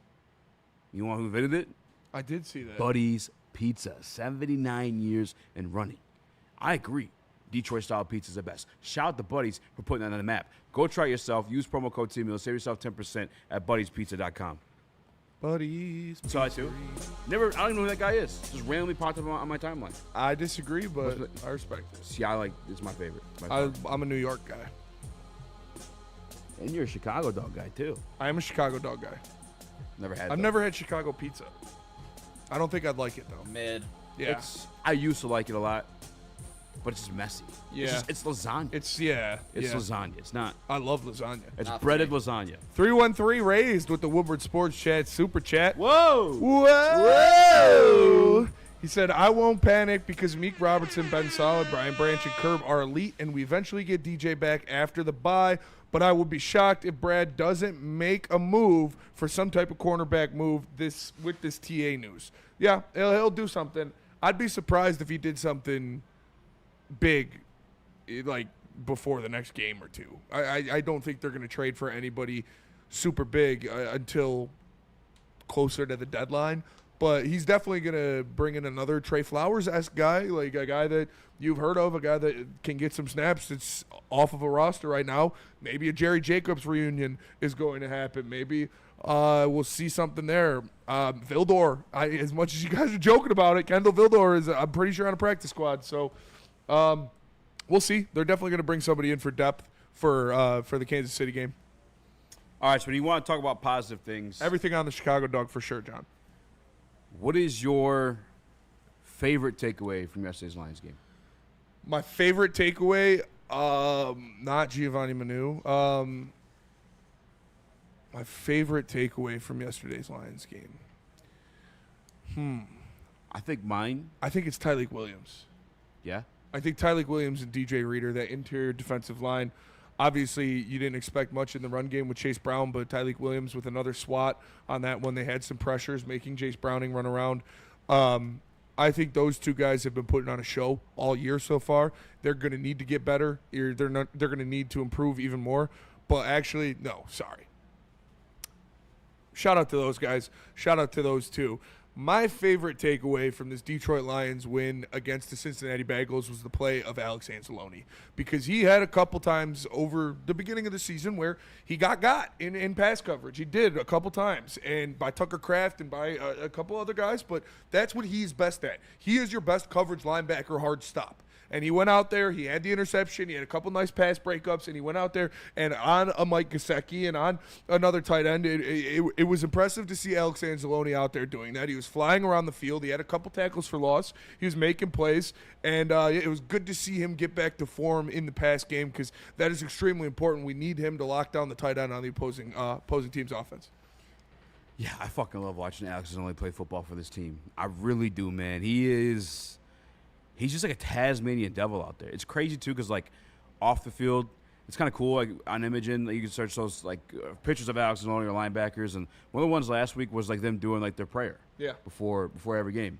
But it's crazy to think that there's that side of him, because on the field, he's a freaking demon, dude. He's a monster of a human being. I'm so happy he got that takeaway, just because there was a lot of schmut on his name this offseason with the whole contract situation. It kind of sucks they didn't initially re-sign him. Maybe it could happen after the offseason, but I'm glad. Like, I feel like yesterday was a game where some people saw the value in Alex Anzalone, because he was literally everywhere. And shout out to Weezy D313 in the Weezy Sports shit. He says that Jack Campbell punch out still got me hard.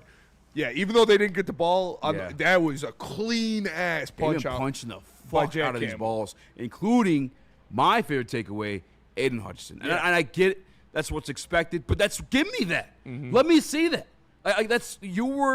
Right now, I believe he is the favorite to win Defensive Player of the Year. Yeah. Like, that's what we talked about.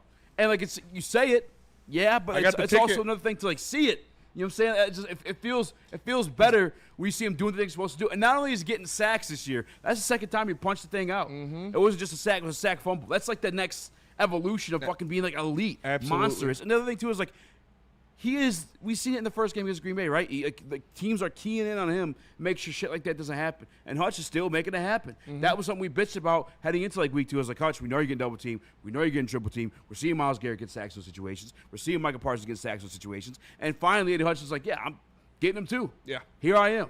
Rock me like a hurricane. And he had 2 taken away from him because of penalties. So he had a safety taken away from him. He should have had 3 sacks, a safety, and a forced fall. Like, it would have been fucking nuts. An insane game. And that's what I need to see him clean up is the penalties. It wasn't just a guy, Terrion Arnold. You know, Kirby Joseph had the unsportsmanlike penalty on Jamar Chase. Aiden Hutchinson lined up in the neutral zone that negated one of his sacks. So they got to clean up that as well. But on the offensive side of the ball, what I took away from the most – I know Amon-Ra St. Brown had an amazing game. I know Sam Laporta had an amazing game. But Christian Mahogany really impressed me. And this was, a really good game. Tate Ratledge and Graham Glasgow were getting worked a little bit. They were. And Christian Mahogany was steadfast. He was making plays. He was getting out in front of guys on those long screen plays, on those different zones where they pull him and get him out there. He made a great block on the Jahmyr Gibbs touchdown. So Christian Mahogany had a fantastic game. And when pretty much everybody around him was struggling. Like, Manu did not have a good game. No. Graham wasn't awful, but he wasn't great. And Tate was bad. and Christian Mahogany played fantastic. Yeah, I guess another piece to be proud of. Well, I mean, I'll keep this one short. You kind of know what's happening, but Kirby. Yeah. It's cool to see him get another one of those. Love Jake. 2 of them. He intercepted his teammate. Yeah. That's how good he is. Yep. He had 2 of them things. Right? No, didn't he have 2? He had 1. Who had the other? It was Meek. him, Anzo. Meek, oh, yeah. Anzo. Meek. Yeah. Meek, yeah. Shout out to Meek. Shout out to Meek. Dog. That's where I want to go with this. I think the takeaways were the biggest difference in this game, and this is what I was most thrilled with the Lions defense, because we all know in these big games that we are going to be playing in, we got to find a way to steal another extra possession or 2. And Kirby Joseph, Amik Robertson, and Anzalone all getting interceptions, and this one was great to see, and it gives me a lot of confidence moving forward that they can steal some extra possessions away in some of these bigger games when you go up against Baker Mayfield, when you go up against Pat Mahomes. So just continuing the pressure on the D-line, allowing the playmakers, to get interceptions was great to see. Yeah. Dan says they haven't cleaned up the stupid penalties in 5 games, so unless they all of a sudden do a 180, I don't see them changing, and it will come back to haunt them in a big game. I don't think there's penalties and there's stupid penalties. Penalties are a holding. That's something that happens every single play, and it's on the ref's discretion to call it. Stupid penalties is what Kirby did. I don't think there's too many stupid penalties. Yeah, that was the only stupid penalty was Kirby slamming Chase when he was out of bounds, and even that one, I was like, I don't hate it. Yeah. Throw him on the ground. First quarter, you know what I'm saying? Yeah, it's not like the game was on the line. A little different. Fourth quarter, don't do it. But first quarter, maybe slam him. Yeah. Who cares? I'm here. Yeah. The Aiden Hutchinson one, that's not a stupid penalty. He was just lined up in the neutral zone. It happens all the time. But those are little mental lapses. That is kind of a stupid one. I won't say they're stupid, but it's just, it was a mental lapse, and he needs to clean that up. I forgot about that one. That did happen. That was not third down, too? It was third, and it was a sack. He had a sack. Yeah. He took one of his own sacks. The Alex Anzalone hold, complete bullshit. That was an awful call. Even the Terrion Arnold one, Jake Browning wasn't even looking over there. That was a bad call. Uncatchable. Yeah. It was the uncatchable. Anzo one was uncatchable for sure. Was that the one I think TA had one that was uncatchable, too. No, the TA one, he didn't even throw it to him. It was just on No, the the other TA's second one, though. Oh, yeah. Over by the sideline. No, that was the Anzo one where he was coming around and it was... So it wasn't even a catchable ball. It was not a catchable ball. Jeff, what was your favorite takeaway from yesterday's game for the Detroit Lions? My favorite takeaway was seeing this defense finally materialize into creating turnovers, because that's something that Kelvin Shepard said, is important for this defense. And and they also, the first time that they haven't allowed a drive, the first drive of the game, touchdown. Yeah. And that was big for Kelvin Shepard, going into, previous weeks, he really was ticked off that to start the game, this defense was just giving up points easily. So the fact that they went out there and stopped them, I know it's Jake Browning, but it's still a stop. It's still the NFL. But this defense was flying around. They were having fun. It looked like they were having fun. Yeah. And that's the most important thing. The post game with Dan, he was loving that defense yesterday. He was fucking. They had him rocked up post game. Acknowledge. Shout out to Kirby too. 3 interceptions this season, and he's not even fully healthy. Yeah, he's playing very clearly banged up got out there. Got a huge brace on his giant knee. brace. Yeah, this guy still has 3 picks. He's just an absolute ball hawk. He's best center fielder. It's not even close. Shout out to Kirby Joseph. Two other things actually real quick that I was proud to see yesterday. Maybe I can stretch them out to their segment because we are getting kind of close. But the hometown kids, Derek Barnes. Let's do that. Let's do that next. We'll talk about that when we get back. Yeah. Tell us about Gold Crown. Gold Crown. You know what's the best? Is when you get to watch that game, your eyes a little warm, a little tight, because you just smoked a good one. The good ones come from my guys over at Gold Crown. They've been doing concentrates since the caregiver days. They're actually hooking up a lot of your favorite products on the low with their own concentrates. The Jesters, they have their own infused pre-rolls, and they also got their new product, gummies. Smoke like royalty, only with Gold Crown. Get ready for the ultimate sports experience. Join former University of Michigan star and NFL sensation Braylon Edwards alongside the charismatic Shep. Braylon Edwards, touchdown Michigan! As they break down the latest in sports like never before. Tune into the Braylon Edwards Show with Shep. Touchdown, Braylon Edwards!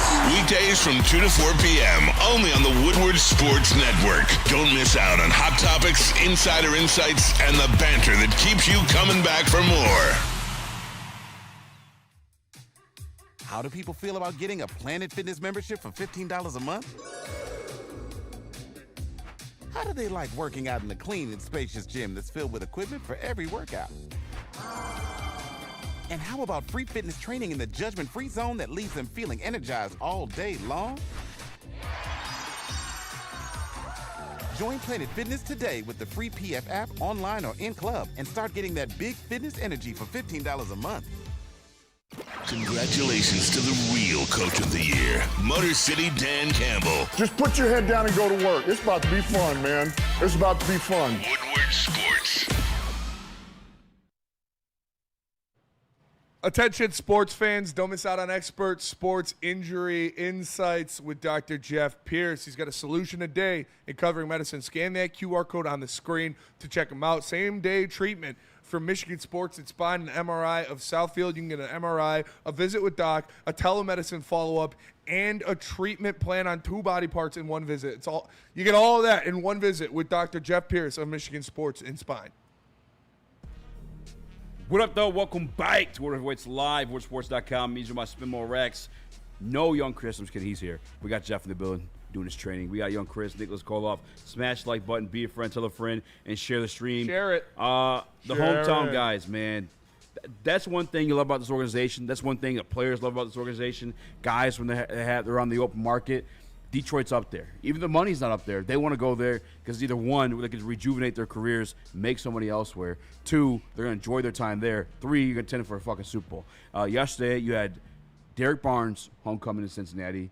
Dave Montgomery, homecoming in Cincinnati. And David, you could, force that hand. Yeah. The one that kind of just, fucking, showed up. Yeah.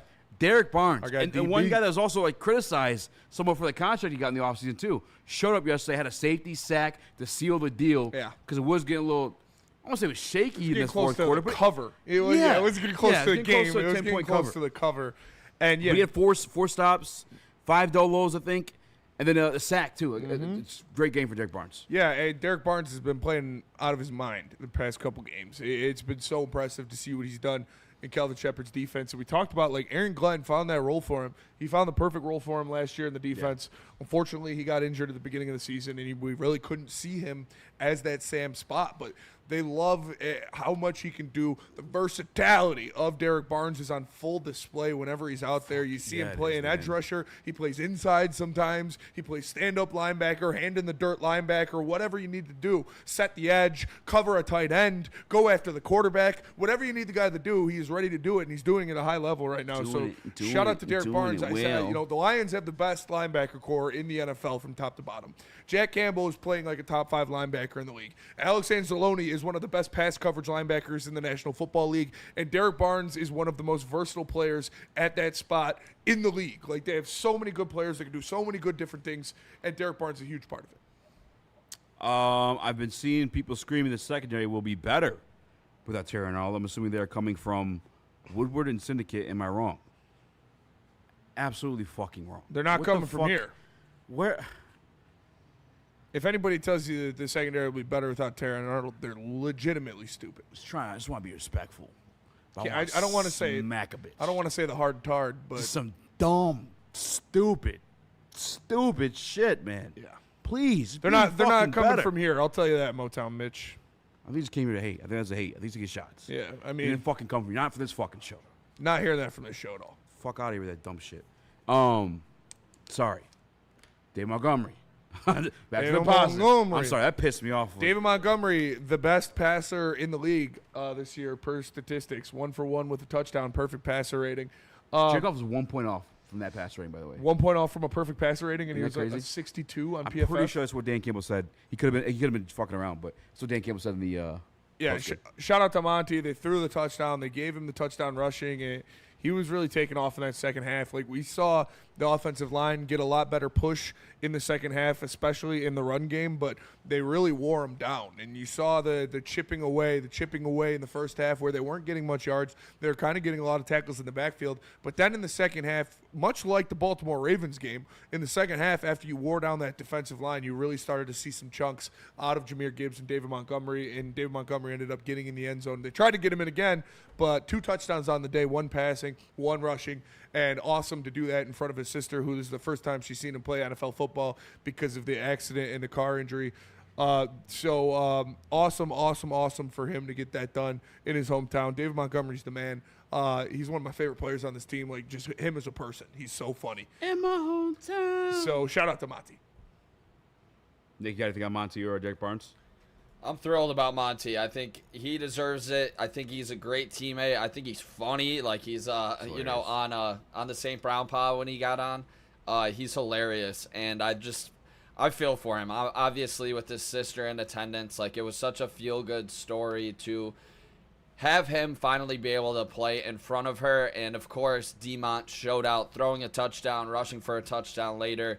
It was great to see for David Montgomery, and honestly, those stories kind of get me sometimes, like, you know. Yeah, for sure, man. It hits you deep, so kind of makes you just, you know, be thankful for everything. Thankful for your health, thankful for your 100%. situation. It's thankful for him that he gets to share that with his sister and share that with his family, because things could have been a lot worse than they were. So awesome for David Montgomery, awesome for his whole family, and it was a very cool moment. Yeah, it was cool for his sister. Yeah, it was really dope. She was so happy. You saw Bengals fans were fist bumping her. Yeah, Bengals fans were happy for her, and you saw her face light up. That's what football's all about. That's what Cool sports too. Like watching are the all face, about. like Monty, you could tell. Like, I at least me personally, I could relate to that. Like certain situations, if it's a good thing's going, I don't know how to take compliments and shit like that. It makes me uncomfortable. I don't know how to respond You to have it. very pretty eyes. But I could tell Monty was having that, like trying to like pretend like it wasn't like. Yeah. That's my code word. Pretty eyes. But I could tell he was having like that moment. Like he was like, I guess in some sense overwhelmed. You know what I'm saying, with like how like sweet the day was going for him, having a passing touchdown, where he started his career as a quarterback. You know, having the rushing touchdown in front of his sister. Like I don't know. I could see it in his face. And he's one guy too that's very stoic. I know he says he's emotional, but you can tell he's trying to hold like a lot of shit He back holds it sometimes. back for sure. He was really happy. Yeah, you can and he tell was a man on a mission. You remember when it yeah, cut to his, like it showed his eyes? Yeah. He was shark eyes. Shark eyes. Yeah. Like a doll's eyes. And shout out to Motown Mitch in the Woodward Sports chat. He said, first day back since Schmadam Schmashmoon was still here. So thanks for joining in. Appreciate you.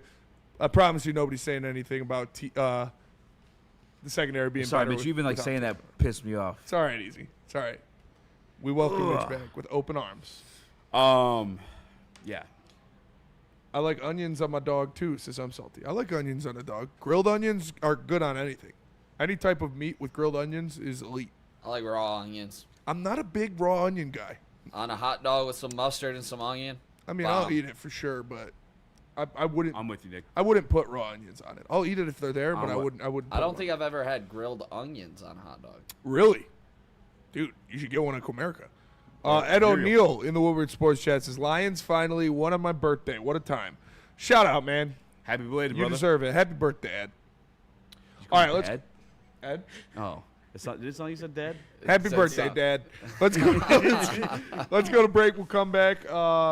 We can have Nick crash out about the Tigers. But first, let me tell you about Loom Cannabis. Make sure you go to Loom.com to find a store near you. They've got a new flavor of Buzzin' coming out just in time for the fall months. It is an apple cider edition. So go try some of that. And make sure you use promo code WSN30 to get 30% off your first order at Loom Cannabis. Go to Loom.com. No one gives away more cash and prizes than Woodward Sports. You don't believe us? Here's our latest $10,000 winner. You know, you guys posted, hey, if you guess all this stuff right, you know, we'll give it's $10,000. I'm like, okay, well, why the hell not? And the winning doesn't stop there. How about our Outkick Your Coverage winner? How do you think you won? This guy's got a hot girl. Bigger prizes, bigger giveaways, cash, merch, tickets, and more. All from the biggest sports network in Detroit. No one does it bigger and better than Woodward Sports. Make sure you're following, liking, subscribing on Instagram, Facebook, X, and YouTube for your chances to share in the winning. From Detroit's #1 sports network, Woodward Sports.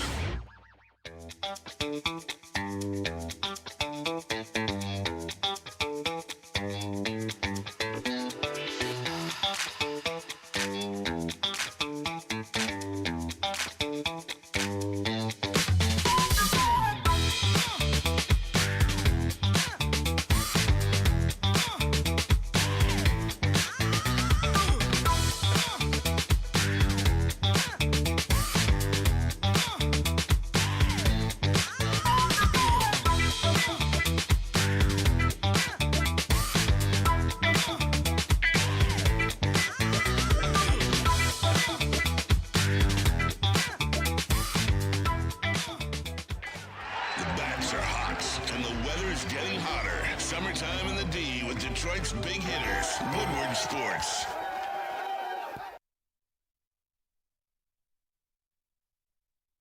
The real Detroit.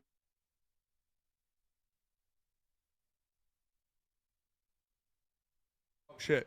Sharon's Heating and Air Conditioning. Make sure you guys tap in. Family owned and operated since 1981. Go to sharonsheating.com and they will give you, a DTE customer, your free furnace tune-up. It's going to get cold real soon. It's supposed to be like a low of 38 on Wednesday or something like that. So make sure your furnace is working and working right. And hit up Sharon's. If you're a DTE customer, you'll get a tune-up for free.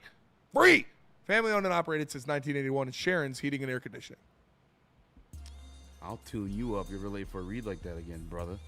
Welcome back, wherever it's live on sports.com. These are my spin Raxter and Chris. Nicholas Kohloff, Jeffrey Walker in the building. The reason why we were distracted during that ad read is Comerica Park. Possibly. Possibly changing the name with a bank deal. Comerica, Fifth Third Bank is buying Comerica Bank. Makes sense because I don't really see too many Comericas these days. So, are they going to rename Park? Are they going to rename it Fifth Third Park? 53 Field. Monday's announcement that Fifth Third. This is from the Detroit News. Third Street. From Tony Paul and Candace Williams. So it's accurate. Like Tony Paul knows what he's talking about. Wow. A new name is coming for the Tigers' home ballpark, possibly as soon as 2027.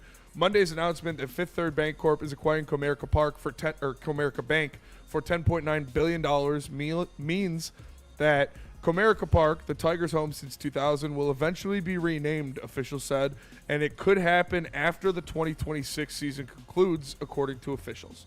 We'll definitely come back to that and work with the partners to say what's the right name on the ballpark, says David Garada, Fifth Third's Michigan regional president. It's an iconic asset in the city of Detroit. So maybe it's not just going to be Fifth Third Park, but it's probably not going to be Comerica Park anymore. It's weird.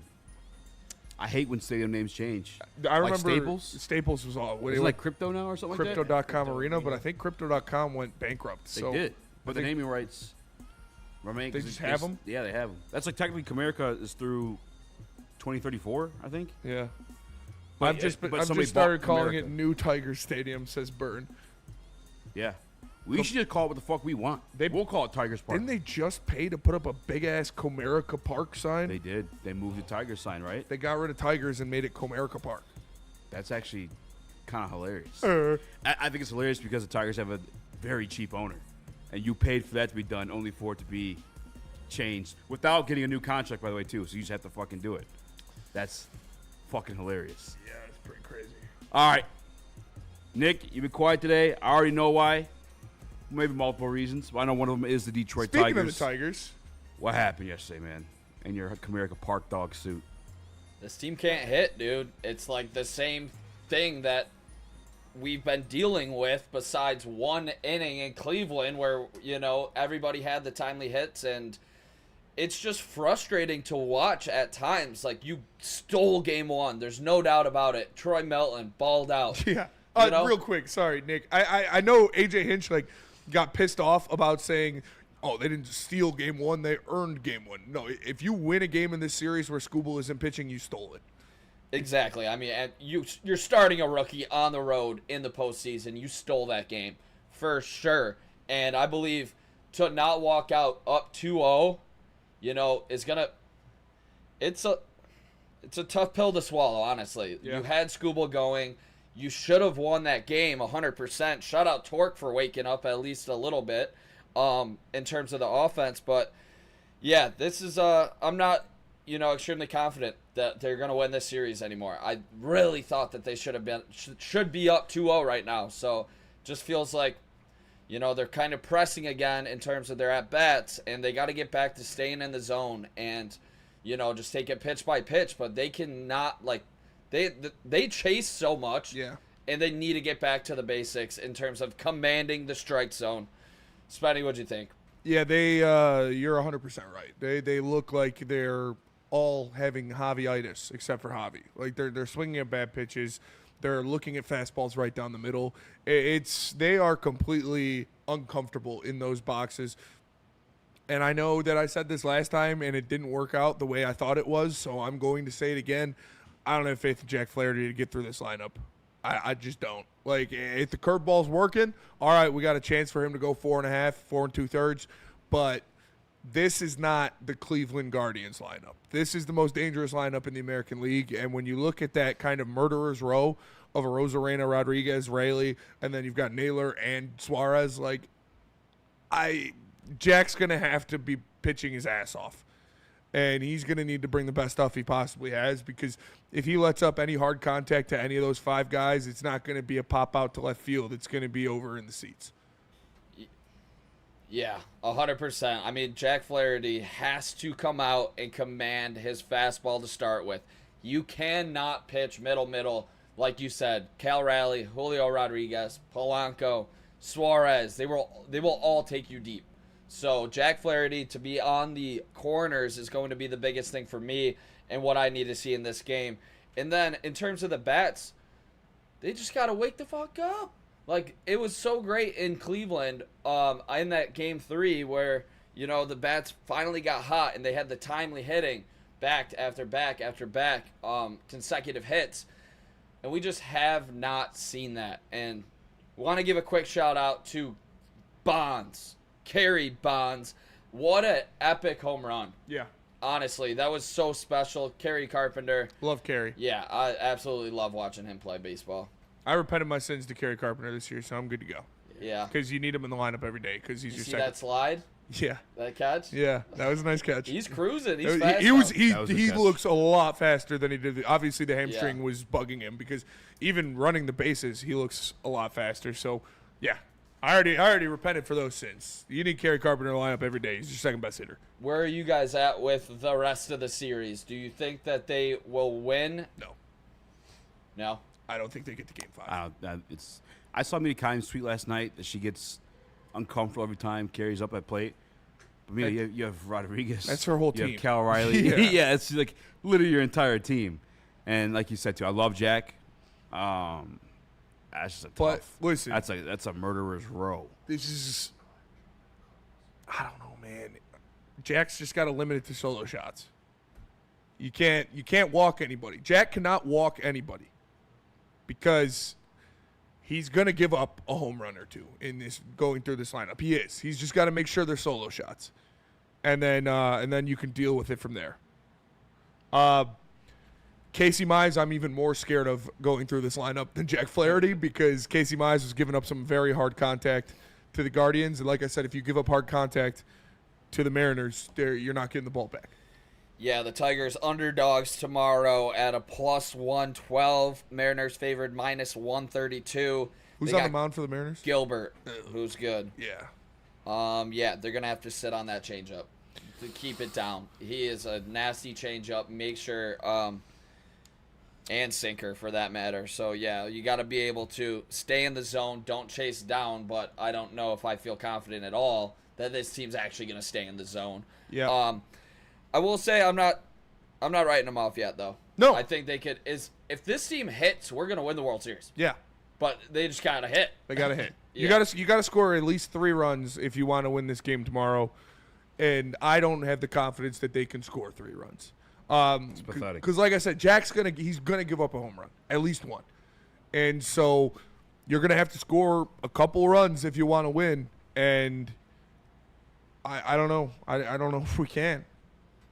Hopefully, them seeing more of the bullpen guys, you can get into this team late. You know, you've seen them a couple times now, so you know some more of their stuff. But that was a very, very depressing game. After how awesome game 1 was, to see that offense go out there and just absolutely waste a quality start from Tarek Skubal, it was extremely depressing. Because, like Nick said, you should be up 2-0 and have a stranglehold on this series coming back to Detroit, where you only got to win 1 game, and you have a Skubal start in there too. It's bad.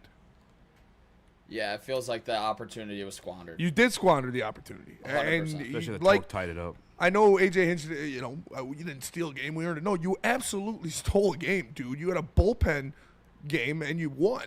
Like, that's stealing a game in the playoffs. They couldn't steal one for Tarek Skubal, unfortunately. Yeah, this is it's a tough spot. It's like if you would have told me that like we would have split, I would be happy. But the way that this went down is like, oh yikes!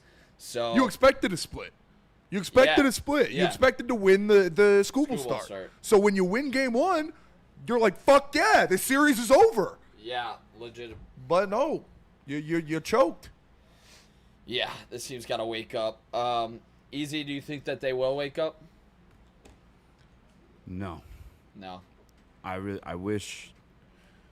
The offense. It's fucking. It's boring. It's awful. Like last night, I went to sleep. They have like a combined batting average of like 195, I think Neil said, and the combined OPS is like 500. So you already have like the worst offense in the playoffs right now. Yeah. AL, NL, and NL. But then you also have the pitching staff of the Mariners. It's just and listen, not a recipe for success. These Mariners guys, they figured out Finnegan. Yeah. I don't trust throwing Tommy Kahnle out there for a second appearance against these guys. Hell no. You need Jack Flaherty to go 5 or 6 innings. I don't think he can unscathed. I don't. You're going to have to score some runs if you want to win tomorrow. Jeff, where you at with this one? I mean, this Tigers offense is just embarrassing. I mean, you get a quality start in which Scoob gives up 2 home runs to Polanco. I mean, so he shut down everyone else in their lineup, and you only managed to get 2 runs, especially with we getting people on base, and then we're not capitalizing. Like, they lead off the inning with a walk, and then they get another walk, and then it's like, damn, we're not getting anybody home. No one's hitting. I mean, I watched Wencel Perez take a fastball right down the middle of the plate for strike 3. That's just insane. Like, how are you getting froze up in this moment? And it seems like, like every single one of these guys out here, besides Kerry Carpenter, Javi Baez, Torque for that 1 hit, and then, Riley Green with a couple hits. I mean, everyone else on this lineup is just embarrassing. I mean, we should have. I mean, at this point, why would you have not brought up Kevin McGonigal? He could have done better than what Wencel was doing yesterday. I mean, I agree fastball with you. down the middle of the plate is crazy. I agree with you on the McGonigal thing. I think he is way too talented for a team that can't hit. When you look at what Parker Meadows and Wencel Perez are doing at the plate, man, like Jeff said, they're taking fastballs right down the fucking middle. Like, and then they're swinging it 2 feet out of the zone. They are completely outmatched. They are way in over their heads. And I know I was called the madman because I wanted an everyday bat here, but this is what happens when you have a ton of utility guys you're relying in your lineup. Every single day you're relying on 4 or 5 utility guys. You can't. That's not going to work. Honestly, I just really wish we had Alex Bregman. To be honest. Me too. Playoff performer. You've been on it all year. Again. It would help all a lot. Year. Yeah. They're not. I'm not counting them 100% out yet. I'll say that. It's very bleak. I know. Like I said, they obviously still have a chance. Pray to God Jack has that curveball working again tomorrow, and he goes out there and he strikes out 8 over 5 1/3, and you score a couple runs. But, man, like I said, this Mariners offense can only be held down for so long. And you got the miraculous game 1 out of your bullpen. You got Tarek Skubal hold them down to only 2 runs. I don't know if you're going to have a better shot in the series than that. You can only hold down these guys for so long. Somebody's going to get on base, and somebody's going to hit a ball 500 feet. So let's go to break. We'll come back. We'll do mailbag. But first, Eazy, tell us about Caesars. Caesars Sportsbooks, ladies and gentlemen. Aiden Hutchinson is now favored to win Defensive Player of the Year. Would you like to make some money on it? It's still plus money. Clean up on that. When you've seen the man in action already, that leg is good to go. Scan the QR code or visit CaesarsSportsbook.com. Use promo code Woodward 1000. You get up to $1,000 back and bonus bets if that first bet misses. You must deposit at a $20 minimum. But you got to $1,000 back in bonus bets if that first bet misses. CaesarsSportsbook.com.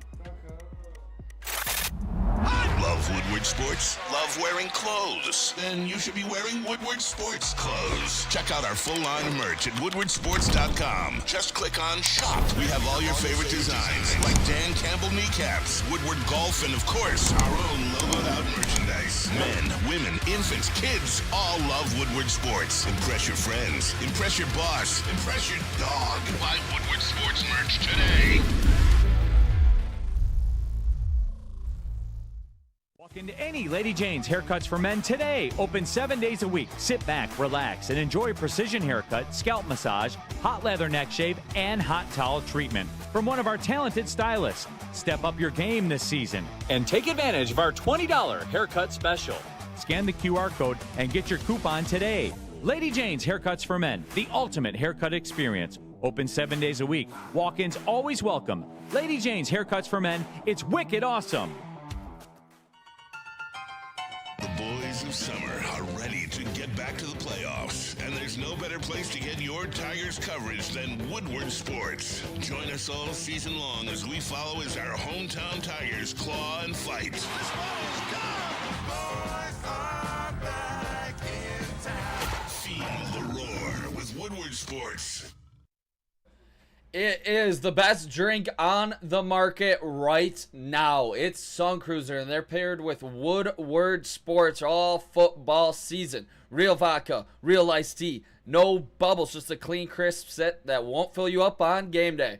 Only 100 calories and 4.5% alcohol. Perfect for tailgates, couch gates, or wherever you're watching Detroit football. Honestly, it's my favorite drink right now, and along with a lot of people from Woodward Sports. Make sure you guys try it next time you go to the store.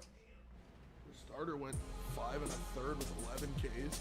I know they 0 put earned up runs. 13 after putting up 10. Blue Jays are going to win the World Series. Yeah, dude. Blues probably win the World Series. It's going to be them and the Dodgers. Battle of the Blues. Get your mailbag questions in. Mailbag from the Dundada. Would you rather play Scotty Constable left tackle while Decker is out? Have you or guys outside DB while Reed is out?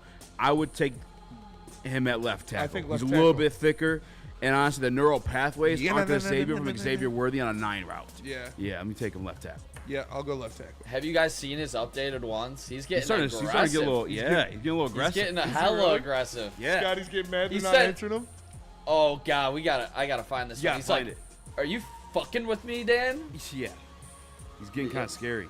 Yeah, honestly, it's looking We should have scary. him on the show. I've tried. He scares me now, too, so I don't know. Yeah. Not in person.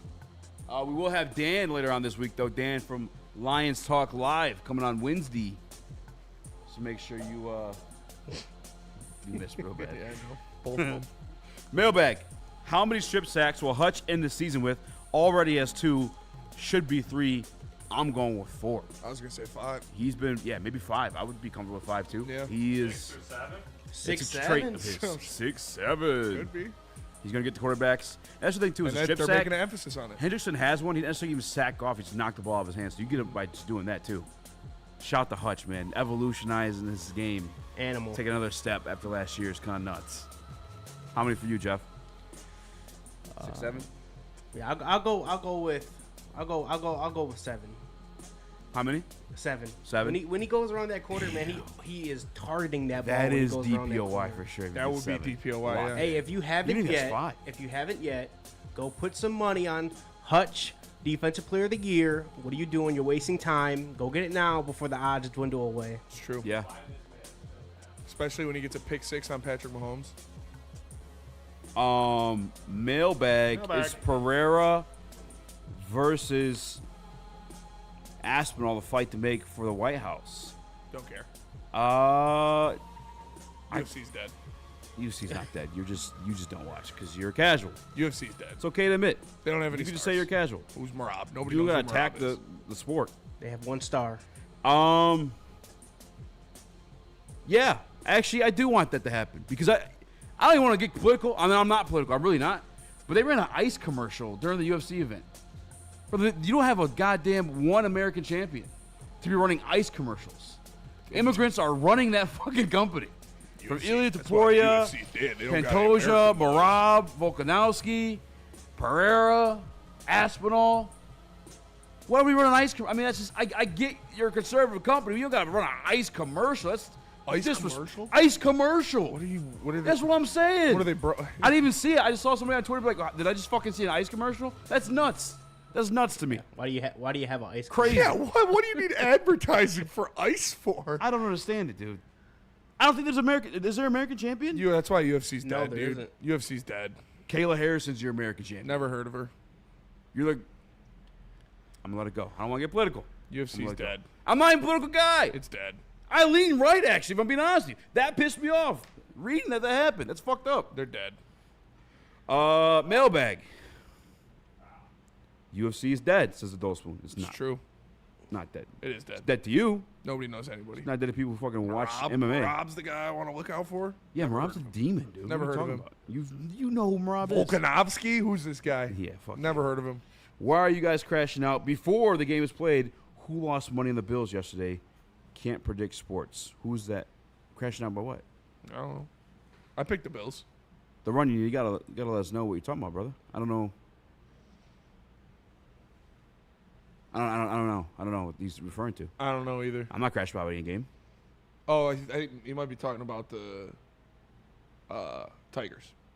He's probably talking about. Oh, I'll crash over the Tigers offense. Are you kidding me? Ronan, you want us to big up that offense last night? How many innings before we actually got a fucking hit? George Bush does not care about black people. Come on, man. Nuts.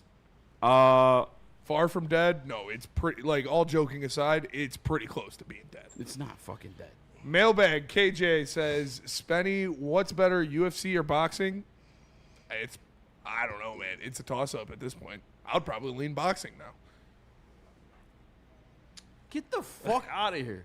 You're just trying to fight. No, I'm not, dude. You will never ever watch a boxing card outside of maybe Crawford that you didn't watch. I didn't watch that, no. That's like one of the biggest fights you can make I in would boxing. watch if Floyd came back. I would watch Floyd. I watched Jake Paul. Let's be honest. Boxing has been dead for a while. For sure. For sure. Jake Paul brought boxing back to life. He did. I won't lie. That's fair. UFC is closer to being dead than boxing is. Easy. Did you know both teams have scored 5 runs?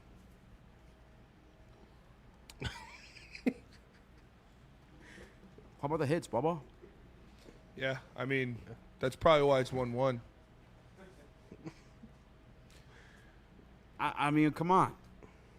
I mean, I would probably pay for a Jake Paul fight is before like a double UFC card. Like if there was a double belt card, I'd probably. So you don't even pay for any of the fights.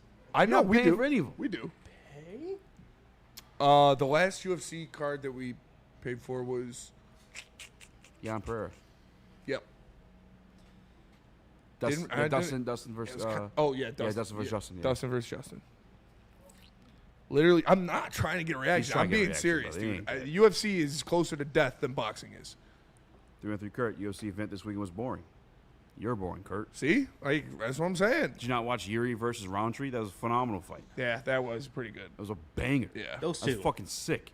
I get sad when I watch Marab. I just get sad. It's like, why am I watching a hugging match for 25 minutes? And how many times? How many times are we going to see the same guys beat the same guys? Like, that's a fair argument. Get some new blood in there. You don't have any stars. All of your stars are 40 years old. Dan Jesus, boxing is bigger internationally than UFC, so it's not crazy to say UFC is closer to dead. No, True. Boxing's actually fucking dead. I don't think so. Jake Paul brought it back. UFC is still alive. The UFC needs a Jake Paul. At least in America. They need somebody to bring back some hype to. It should have been Sean O'Malley, but he got his ass knocked out. And yeah, I guarantee you that boxing is bigger than UFC because one, it's been around a lot longer.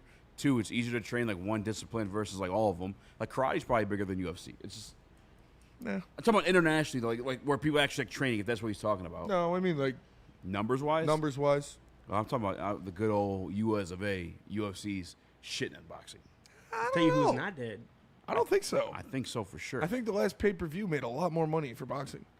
If you grab any random Joe Schmo off the street and you had you say, "Give me Marab's best move," no, they're not. They're gonna be like, "Who the fuck's Marab?" If you grab any Joe Schmo off the street and you said, "Name me 7 boxers and name me 7 UFC fighters," they'll probably give you more UFC fighters than they able to give you boxers. And the boxers they'll probably give you are guys that aren't fighting anymore. And same with the UFC. They'll say John Jones, Conor McGregor. No, it has to be active. Yeah, Khabib. Nobody's going to say, Marab. Like, no, dude. Yeah, they might. Alexander Volkanovski, that's the one that you might get, but that's only somebody that actually watches UFC. You can say Canelo. You can say Bud Crawford, Tank Davis. A lot of people know those. Jake Paul. Jake Paul don't count. Yeah, he's got professional boxing credits. He don't fucking count. I guarantee you give you more UFC. I don't. I'm not even trolling or rage baiting right now. I don't think they could. I think they could. I don't think I could. No, I definitely could. But that'll do it for us today. Appreciate you tapping in. Make sure you guys smash that like button. For Eazy, UFC's dead. For Nick, the Tigers are dead. For Jeff, Pistons are alive. Let's go. King Cunningham, Red baby. Wings are alive. Woo! I am Spencer Raxter. You We sick are the fucks. Woodward Heavyweights. We'll see you guys soon. Preseason. Peace.